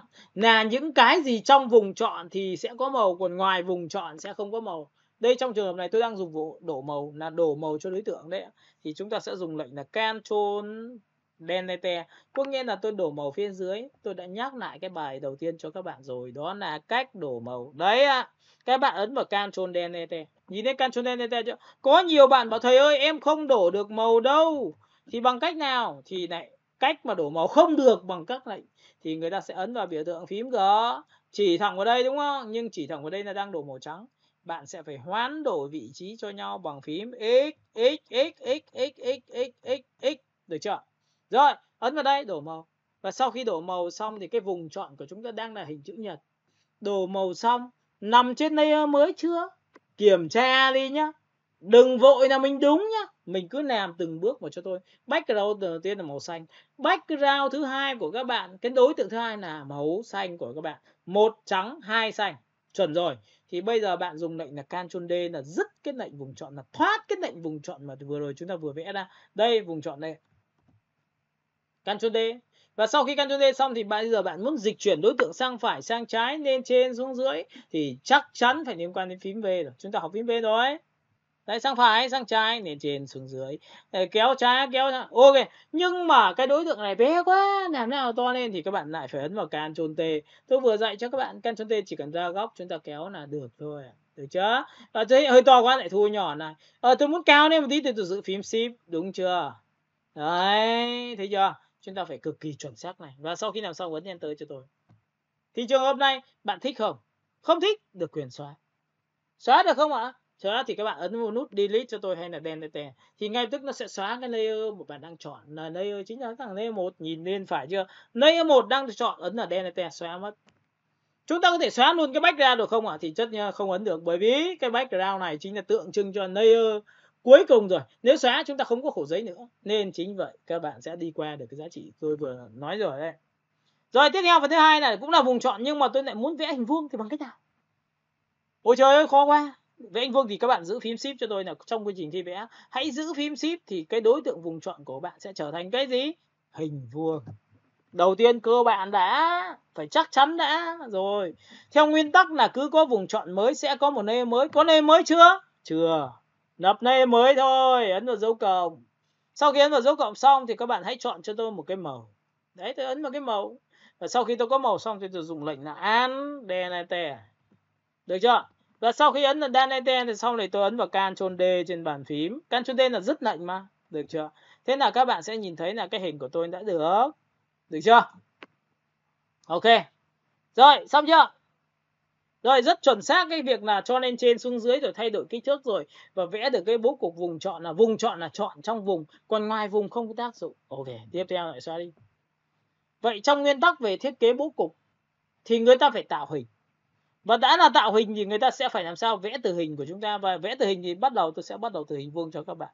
Hình vuông là một trong những hình cực kỳ khúc chiết, nó gọi là hình hướng đối lập. Nếu nó là hình vuông. Còn nếu mà nó là chữ nhật nằm ngang thì có thể là, ví dụ bạn vẽ theo chiều dọc thì người ta gọi là hình định hướng. Các bạn nhớ nhé. Thì hình vuông sẽ tượng trưng cho sự ổn định. Hình vuông tượng trưng cho sự chắc chắn. Hình vuông sẽ tượng trưng cho gì? Phụ nữ hay là đàn ông? Hay tượng trưng cho ngành máy móc hay là ngành về mềm mại, mỹ phẩm? Thì các bạn lưu ý cho tôi là cái tư duy hình nó cũng phải có giá trị. Nên và cái hình vuông nó hợp với logo nào trên thị trường, hình vuông nào phù hợp với ngành nghề nào, các bạn phải lưu ý cho tôi cái việc đó. Vậy thì cái cách nhìn đầu tiên của một người designer là chúng ta phải nhìn vào logo của khách hàng. Sau đó thì chúng ta phải chọn cái bố cục làm sao phù hợp với cái hình thương hiệu của họ. Thì đấy mới là quan trọng. Nhưng lúc này chúng ta ví dụ nên chúng ta được quyền chọn hình vuông trước. Ok. Tôi vẽ cho các bạn bằng cách như sau. Tôi giữ Shift và tôi vẽ đây. Nhìn chưa? Giữ Shift kéo này. Được chưa? Đó, thế là hình rồi, được rồi. Và sau khi làm nguyên tắc là cứ có vùng chọn mới sẽ có một layer mới nằm trên nó. Và nằm trên nó thì tôi sẽ đổi màu bằng lệnh là Alt Delete. Và sau khi Delete xong thì tôi sẽ ấn vào Ctrl D là dứt lệnh vùng chọn bằng Ctrl D, Ctrl D, Ctrl D là dứt lệnh. Và sau khi Ctrl D xong thì các bạn lưu ý là tôi đã dạy cho bạn về lệnh gì? Nào, dạy bằng lệnh gì nhỉ? Lệnh đó là lệnh phím V. Và phím V của chúng ta có một tính năng là dịch chuyển đối tượng sang phải, sang trái, lên trên xuống dưới. Và ngoài ra lên trên xuống dưới thì chúng ta được quyền làm sao? Chúng ta vẫn được quyền, đó là gì? Có thể xoay đối tượng được khi chúng ta ấn vào Ctrl T. Được chưa? Đấy, được chưa? Rồi tiếp theo cái giá trị này tôi sẽ làm xong một cái giá trị là tôi ấn vào Ctrl T. Tôi kéo từ trái qua phải mà tôi muốn kéo theo một cái cạnh của nó thôi thì tôi phải giữ phím Shift trên bàn phím và tôi kéo vào đây. Tại sao tôi kéo vào đây như này? Rồi tôi lại ấn Enter. Cũng tương tự như vậy, tôi có thể tạo ra một chữ nhật thứ hai bằng cách tôi dùng này. Lúc này tôi không muốn thành hình vuông nữa, tôi sẽ vẽ vào đây. Nó sẽ bé hơn. Đây nhìn đây các bạn nhìn thấy ạ, cái này to hơn, cái miếng này bé hơn. Và nguyên tắc lại có vùng tròn thì phải có layer mới. Có layer mới thì phải có một đối tượng mới nằm trên nó. Thì bạn có thể là chuyển từ đây, tôi sẽ thay đổi màu đây là đậm hơn. Thì đây là sẽ là gì? Sáng hơn, nên tôi sẽ đẩy sang cái này một tí, sáng hơn tí, được chưa?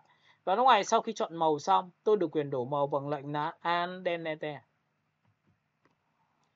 Và tất nhiên là sau khi có vùng chọn xong thì các bạn nhớ cho tôi đó là tôi sẽ ấn vào Ctrl D. Ctrl D dứt lệnh vùng chọn. Ctrl D dứt lệnh vùng chọn. Thế là tôi đã có được một cái hình chữ nhật thứ hai, nó có sắc độ sáng hơn gần với nền. Rồi tiếp theo một cái giá trị nữa là tôi lại dùng một cái vùng tròn.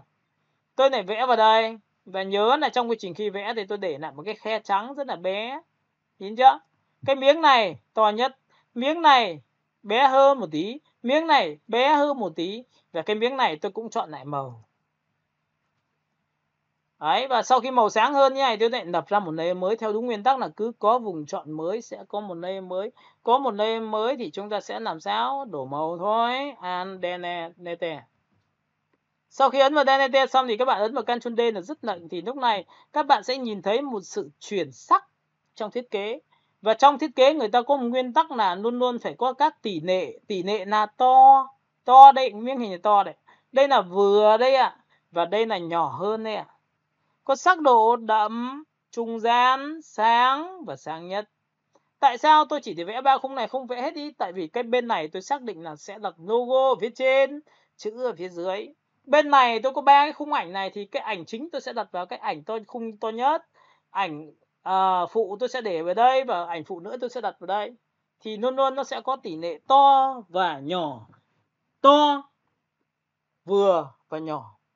Có đậm, trung gian và sáng. Trong nguyên tắc thiết kế người ta cũng có một cái giá trị nữa là khi đặt rõ ràng thì chúng ta đặt nhanh rồi. Vậy thì với cái bài toán mà chơi bằng hình chữ nhật chúng ta có bao nhiêu giải pháp? Ví dụ đây là một giải pháp, nhưng cũng là một cái giải pháp khác. Như vậy có những người ta sẽ chuột phải chọn vào đây, thì vừa rồi tôi vừa dạy cho các bạn là cách chọn rồi. Chọn vào đây là số 2, tôi ấn vào Ctrl T, tôi đẩy từ dưới lên trên bằng Shift, tôi sẽ thay đổi kích thước nha. Đây là thay đổi. Và từ cái này tôi lại ấn vào Ctrl T, tôi lại kéo cái này, tôi lại giữ Shift, tôi kéo từ xuống này. Người ta gọi là nhịp điệu cao thấp ngắn dài. Đấy, câu chuyện này nhỉ. Vậy thiết kế người ta phải có thêm một giá trị nữa là gì? Bạn sưu tầm những cái cặp tương phản to vừa nhỏ, có sắc độ đậm nhạt trung gian sáng, có nhịp điệu cao thấp, được không ạ? Đó, vậy cũng là một cách. Nhưng để muốn tạo sự vui này phải có nhiều. Vui này phải có nhiều. Nhưng cái nhiều của các bạn khi nằm trong bản thiết kế nó chỉ là phụ thôi. Đừng làm lấn át hành chính. Nếu bạn vẽ nhiều quá lấn át hành chính, vậy thì những cái phụ của các bạn có thể thêm thắt những cái hình nó có thể tương tự. Tôi có thể vẽ một cái biểu tượng vào đấy. Bài toán đầu tiên về chỉ chơi hình thôi. Không nói gì nhiều cái chuyện thiết kế, bởi vì sau này vẽ cái gì đẹp tôi làm được cho các bạn. Nhưng vấn đề là chúng ta phải chơi hình đã, lập ra một layer mới. Có một vùng chọn sẽ có một layer mới. Có layer mới sẽ đổ một cái màu mới. Ok, đổ màu mới. Đây, Ctrl D dứt lệnh. Các bạn nhìn đây nha, có một cái hình tròn rồi. Sau khi có hình tròn xong thì tôi lại vẽ một hình tròn bé hơn, đó là phụ, nên là không có ảnh hưởng đến hình chính. Hình chính tôi nằm đây mà, nó bé như này làm sao ảnh hưởng đến hình chính được. Trừ trường hợp bạn làm to quá thôi. Được chưa? Tôi lại lập ra một layer mới và tôi lại đổ màu bằng án đen này. Và Ctrl D dứt lệnh. Mà các bạn có thấy rằng trong quá trình khi tôi vẽ là mỏi tay lắm, cứ lại vẽ vùng chọn xong lại đổ màu. Ồ, vậy thì nó sinh ra một cái lệnh nữa là lệnh copy. Các bạn nhớ nhé. Trong Photoshop của chúng ta có một lệnh copy như sau. Copy bằng cách nào? Đầu tiên bạn muốn copy hình nào thì vậy chọn vào layer của hình đấy. Nên là các bạn có thấy chọn layer quan trọng không? Chọn đúng layer đã. Thì người ta có những cái lệnh như sau. Bạn đang là layer màu bếm số 4. Tôi sẽ đặt tên lại là cho các bạn dễ nhìn hơn là hình vuông nhỏ. Được chưa? Sau khi có hình vuông nhỏ xong thì các bạn sẽ dùng copy bằng cách lệnh là giữ phím An trên bàn phím, giữ chặt phím An và cầm đối tượng đó kéo ra. Thì khi ấn vào phím An, ngay lập tức cái con chuột của bạn nó có hai biểu tượng là chuột đen và chuột trắng đứng song hành cùng với nhau, nhìn thấy chưa? Đấy, nhìn thấy con chuột chưa? Rồi, kéo ra nhá, các bạn nhìn này, kéo ra thì là chính là copy. Và tự nhiên nó sinh ra một loại hình vuông copy giống hệt nha. Và tôi có thể đặt vào đây. Được chưa? Rồi, tôi giữ phím An, tôi lại kéo vào đây một tí nữa, tôi lại giữ An, cũng là cách copy, cũng là kéo như này. Và thậm chí là chúng ta sẽ tạo ra những cái biểu tượng như này. Nhưng cái hình này nó lại bị to quá, tôi muốn nhỏ lại bằng cách nào thì lại ấn vào Ctrl T, học Ctrl T rồi, lại giữ biểu tượng làm sao, kéo thu nhỏ lại, Enter. Ôi, em muốn nhỏ nữa thì sao? Vậy đôi lúc khi ấn vào Ctrl T như này, chúng ta không biết kéo như nào cho nó vừa, thì người ta mới sinh ra Ctrl cộng để làm gì? Dùng phím cách trên bàn phím là bàn tay đây, kéo đến đây. Có phải bây giờ chúng ta kiểm soát được không ạ? Và sau khi làm xong thì ấn Enter cho tôi một cái và ấn vào Ctrl số 0. Thấy chưa? Chuẩn chưa? Vậy thì Ctrl số 0, Ctrl cộng phải nhuyễn trong cái bài hôm nay. Thế là chúng ta đã tạo được một bố cục có ngắn dài, cao thấp khác nhau. Thậm chí cũng có thể có những người ta sẽ tạo ra sự vui bằng cách nào. Làm thiết kế đừng bao giờ quên những này. Đây chính là những thành phần trang trí cho thiết kế của bạn đẹp hơn. Có nhiều người ta vẽ như này, người ta vẽ một cái nét rất bé như này, bé xíu như này. Được chưa? Và sau đó thì người ta làm một cách nào? Người ta lập ra một layer mới. Layer mới là gì? Người ta đổ một cái màu mới. An đen enter là đổ màu phía trên. Ctrl D dứt lệnh là đấy, thế là bạn đã có một cái vùng này. Và sau khi đã có vùng này xong thì chúng ta làm bằng cách nào? Đấy, đây là hình này, nhịp điệu này. Có ngang và có dọc. Vậy thì cái này có dọc rồi. Dọc rồi nhưng chưa có cái nào ngang. Vậy thì tôi có thể vẽ một cái vùng chọn ngang như này. Đúng chưa? Các bạn nhìn thấy tôi vẽ một cái vùng chọn ngang như này. Và sau khi tôi có vùng chọn ngang xong thì tôi lại lập ra một layer mới. Tôi lại đổ một cái màu. Ctrl Delete là đổ màu trắng ở phía dưới. Các bạn nhìn đây. Tại vì ở chỗ này sắc độ màu trắng này nó mới nổi được. Thì các bạn nhớ cho tôi là trong cái nguyên tắc về thiết kế, về tư duy bố cục nha, tư duy bố cục, tạo hình bố cục thì phải là từ hình. Hình của chúng ta nó có hình gì? Tròn, vuông, tam giác. Thì hôm nay tôi đã làm về hình vuông cho các bạn đấy. Và trong thiết kế người ta có to vừa nhỏ, có gì cao thấp, có béo gầy, có nét mảng. Thì đây cái ngành nhỏ nhỏ này gọi là nét, còn cái miếng này gọi là mảng. Cái này có ngang và có dọc, ngang đây, dọc đây. Để thay đổi cái khẩu vị của mắt của các bạn, nó vui thôi. Nhưng tất cả những tiêu chí này nó chỉ dành cho việc là làm phụ và trang trí thôi. Đây là trang trí nhá, đừng bao giờ cho nó làm chính, bởi vì làm chính như vậy nó sẽ ảnh hưởng đến thành chính của bạn. Thì người ta tập trung vào cái phụ chứ không tập trung cái chính. Mà tập trung cái phụ là các bạn mới được, chứ tập trung cái chính là coi như toi rồi, đúng không? Coi như cái này là chính là toi rồi, đúng không ạ? Không, người ta vào người ta không nhìn nhân vật chính, cứ nhìn nhân vật phụ là toi rồi còn gì nữa.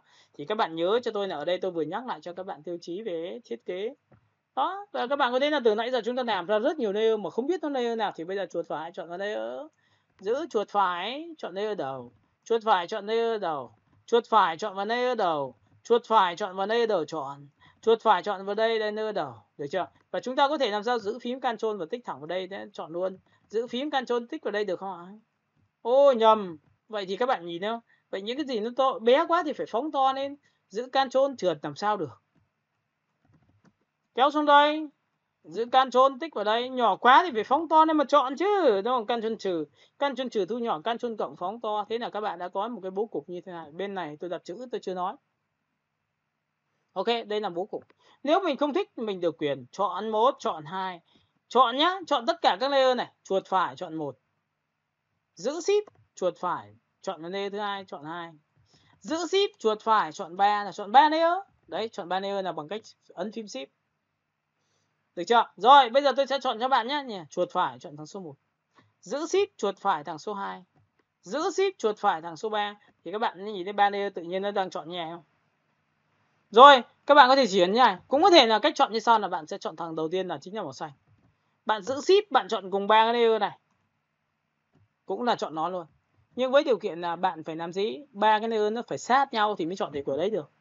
Shift là chọn thêm.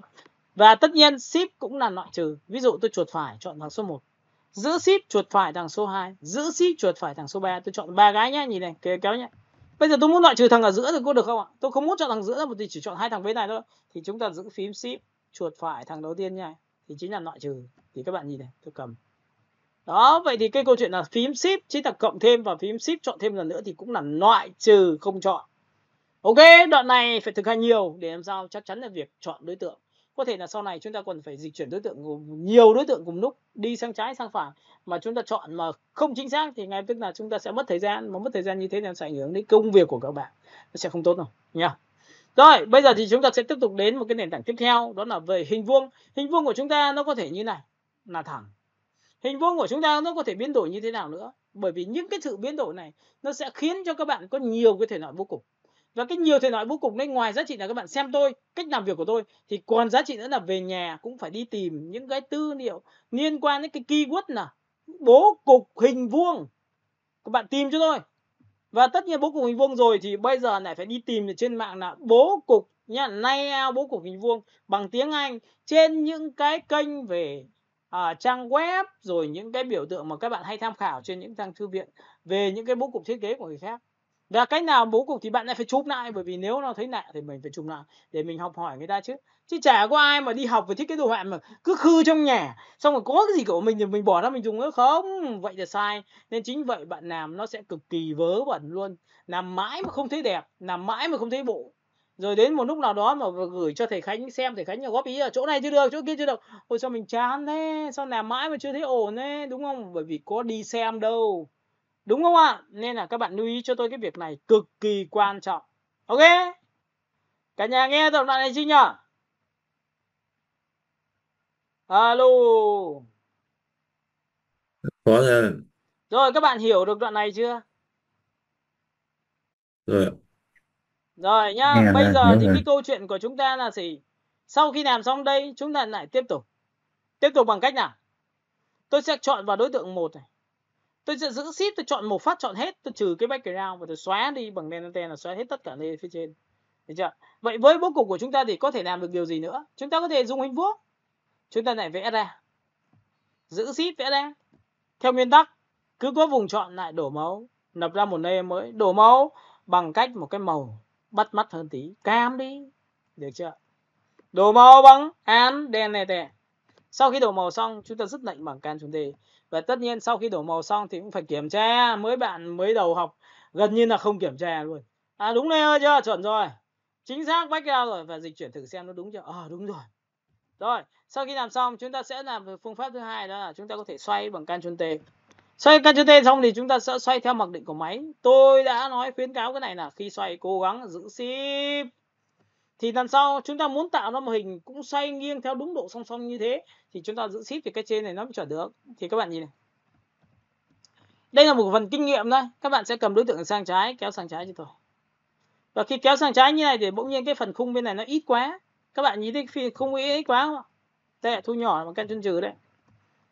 Thì bây giờ nếu mà tôi đưa vào đây thì tự nhiên nó lộ trắng này ra. Thì người ta có một cái cách khác rất là đơn giản nhé. Nhìn này, chỗ này. Chúng ta cầm cái điểm này này, kéo ra thì có phải khung nó lớn hơn không? Đó, đấy là một cách. Và tôi cũng nói cho các bạn biết là có nhiều bạn là đặt như này. Nhưng tôi hỏi bạn nhé, có thể là cầm cái biểu tượng này khiến vào Ctrl T có thể kéo như này được không ạ? Nhìn này, để muốn kéo theo một cạnh giữ Shift kéo như này được không ạ? Hay là giữ Shift kéo lên như này, Ctrl Z lại nhé, nhìn này, kéo như này được không ạ? Và thậm chí là các bạn có thể đặt như này được không ạ? Bạn có thể đặt như thế này được không ạ? Bạn có thể đặt như thế này được không ạ? Đấy, có nghĩa là tùy theo tính chất của mình. Nhưng cái hình các bạn làm với nhân vật chính này nó phải đủ lớn, đủ nhìn được các chi tiết của sản phẩm, chi tiết của người mẫu, chi tiết của cái dòng sản phẩm bạn mong muốn. Chứ đừng có bạn nào mà làm như thế này là vứt đi. Các bạn hiểu cái này của tôi chưa? Rồi, vậy thì sau khi mà tôi đã làm xong cái việc này, tôi đã có một cái hình. Và tôi thấy cái hình này nó rất ổn định. Thì các bạn gọi là bố cục, gọi là gì nhỉ? Quốc dân. Tôi nói cho các bạn biết luôn. Đầu tiên chưa biết sáng tạo đâu, nhưng mà tôi phải làm được bố cục quốc dân đã. Ít nhất tôi phải an toàn đã. Vậy thì sau khi làm xong tôi thấy ưng ý, tôi ấn Enter. Tôi có một hình. Và vừa rồi tôi vừa nhớ ra là vừa rồi tôi vừa học được thầy Khánh một cái lệnh, đó là lệnh gì? Nhân bản. Và nhân bản thì phải nhân bản bằng gì? Chúng ta ấn vào Ctrl Z. Sau khi Ctrl Z xong thì nó có hai loại màu cho các bạn, và hai màu giống nhau này, nhìn giống hệt nhau chưa? Và thường thường cái Ctrl Z nó sẽ nằm trên một giá trị là phía trên. Nhìn thấy Ctrl Z này phải chưa? Thì tôi sẽ chọn vào cái này là gì? Màu cam. Tôi đánh lại màu cam trên. Đấy, nhìn thấy chưa? Và sau khi đã có màu cam trên thì xong rồi, bây giờ trong cái bảng layer chúng ta đã có một cái lệnh tiếp theo nữa cho các bạn rất hay, đó là lệnh opacity. Ngoài giá trị các bạn chọn màu sắc theo độ đậm nhạt của cái màu đó thì người ta có lệnh opacity là gì? Opacity chính là lệnh trong mờ. Nếu bạn cầm cái này bạn kéo xuống càng về không thì sẽ là càng không nhìn thấy. Tôi kéo ở đây thì các bạn thấy mờ đi chưa? Cầm ở đây kéo lên đậm hơn, kéo ở đây nhạt, đậm. Ok, vậy thì tôi sẽ chọn vào đây. Và tất nhiên trong opacity của cái Photoshop nó có tính năng rất hay là khi bạn chọn vào đúng layer, bạn chỉ cần ấn thông số theo chiều nằm ngang của thiết kế của các bạn trên cái bàn phím của bạn, từ số 1, 2, 3, 4, 5, 6, 7, 8, 9, 10. Bạn ấn số 5 thì opacity bằng 5. Nhìn thấy 50 chưa? Tôi ấn vào số 3 sẽ là 30. Ấn số 7 sẽ là 70, 60. Nhìn thấy chưa? Ấn vào 9 sẽ là 90. Ấn số 23 sẽ là 23. Ấn số là 5 sẽ là 50. Đấy, nó rất là đơn giản như vậy thôi. Ví dụ tôi ấn vào số 3. Thì sau khi số 3 nó nằm ở phía trên. Mà nằm phía trên thì sau này nếu mà tôi có ảnh thì cái này không thể viết trên được, nó sẽ đè vào cái tấm ảnh của tôi. Nên buộc tôi sẽ cầm cái đối tượng này tôi kéo xuống layer chính. Và cái layer này tôi sẽ đặt tên là khung ảnh chính. Đấy, thấy chưa? Chuẩn như này mới đúng này. Sau khi làm xong này thì tôi kéo ra đây. Nhìn nhá. Chọn đúng layer cho tôi, chuột phải chọn vào layer là khung ảnh trên đây. Cái này chính là trong dưới đây. Tôi sẽ đặt lại là dưới. Màu cam dưới nhá. Được chưa? Rồi, sau đó tôi kéo vào đây. Trong thiết kế thì người ta đã nói vừa rồi, nó có chuyển sắc là có đậm, trung gian, sáng, có tỷ lệ to, vừa nhỏ, to đây, vừa đây và nhỏ đây. Có sắc độ đậm, trung gian, sáng đây, có rồi. Đấy, cách đặt như này gọi là cách đặt thông thường, nó tạo ra một sự song song cho một cái cạnh nào đó.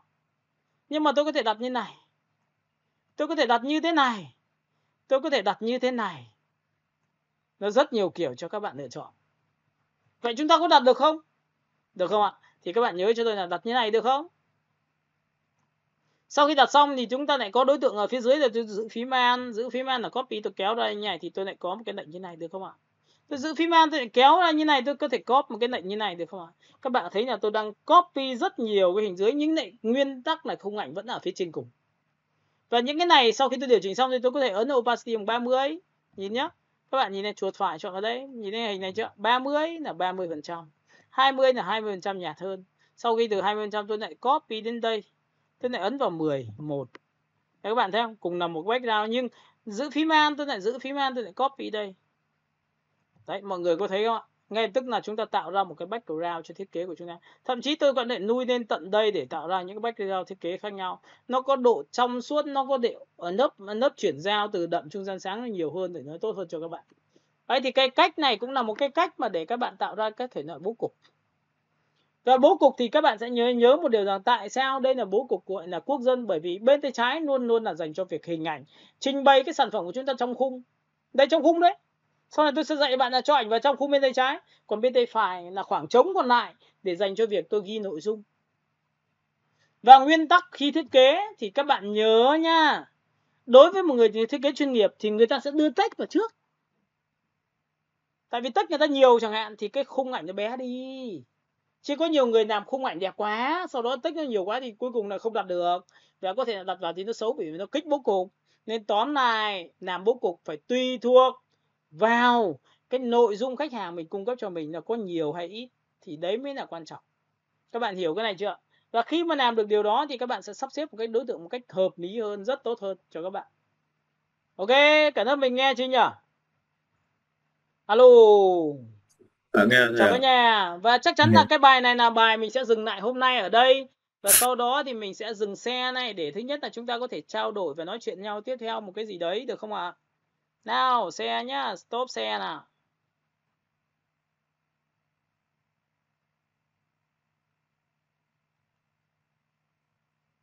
Alo, cả nhà. Rồi, chào thầy. các bạn có thấy là những cái bài mới học, các bạn có thấy là bài này tôi dạy rất kỹ nhá. Tất nhiên sau cái bài này xong các bạn hãy nhìn về và làm cho tôi về cái thứ mà hôm nay tôi dạy, làm đúng chuẩn chỉnh như vậy thôi. Sau khi làm chuẩn chỉnh như vậy thì các bạn xem lại cái bài theo hệ thống của tôi thì các bạn sẽ thấy là ok, em hiểu rồi. Bởi vì sao? Nó rất chắc chắn và cái cách của dạy tôi thì tôi sẽ đắp cho các bạn dần dần như vậy. Sau này chúng ta sẽ có những cái bài liên quan đến việc nâng cao trình độ, và đã là nâng cao trình độ và vào top đấy thì chắc chắn là các bạn phải chăm. Còn không chăm thì chúng ta sẽ không có duyên với nhau được khi mà vào cái top đấy. Các bạn hiểu ý tôi chưa ạ?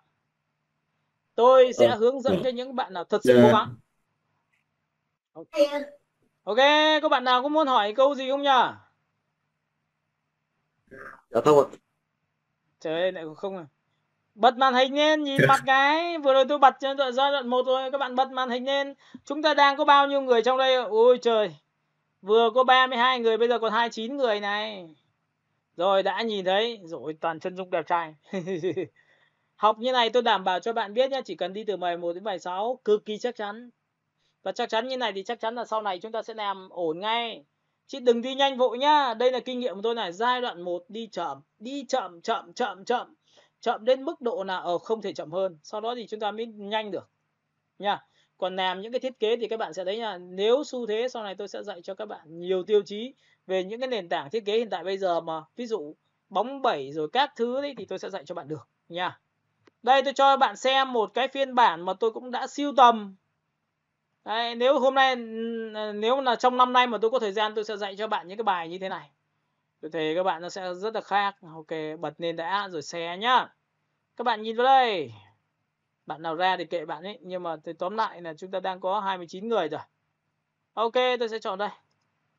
Mọi người nhìn cái này chưa nhỉ? Alo? Thấy rồi.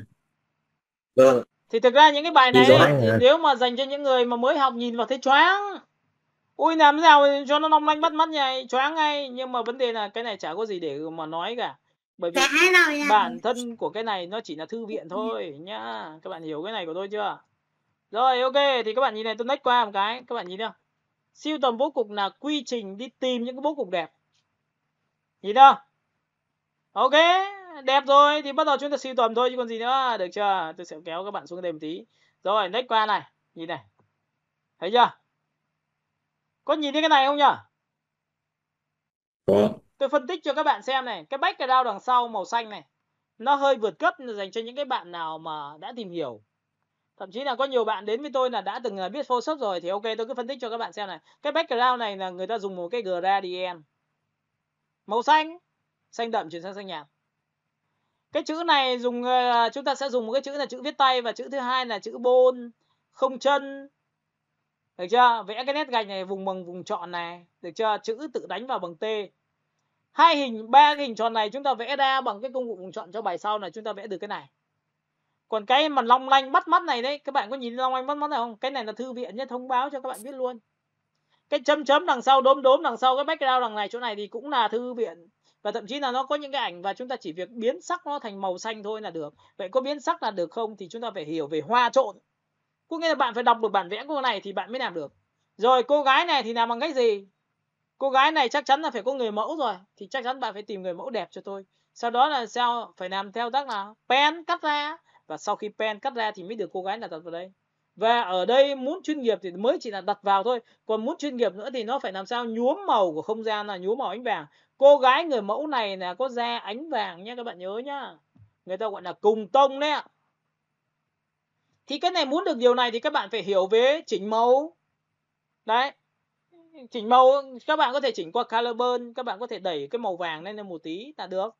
Đúng không? Màu vàng, hoặc là các bạn có thể chỉnh cho tôi rất nhiều kiểu. Đấy, color burn. Ctrl B trong giá trị của Photoshop của chúng ta, nó sẽ có một giá trị là vùng sáng, vùng trung gian, vùng tối. Vùng sáng thì bạn muốn đẩy vàng hay đẩy sáng? Nếu vùng sáng mà đẩy vàng thì vùng tối sẽ đẩy xanh, bởi vì đấy là màu tương phản giữa xanh và vàng. Đấy, chỉnh màu người ta học về bản năng gốc người ta phải như vậy thì nó mới chuẩn được. Các bạn hiểu không ạ? Nên khi mà chúng ta học về thiết kế, chúng ta cắt ghép xong nhưng mà cái người đấy lại không hợp với tông mà màu mình đưa vào thì mình phải biết biến đổi màu của nó chứ. Vậy mới gọi là gì? Còn cách đặt thì nó chỉ đặt này, một bên là người và một bên là gì? Một bên phải là phức tạp, là những cái chấm nhiều, thì bên tay trái phải là đơn giản. Ok? Các bạn hiểu cái này chưa? Alo.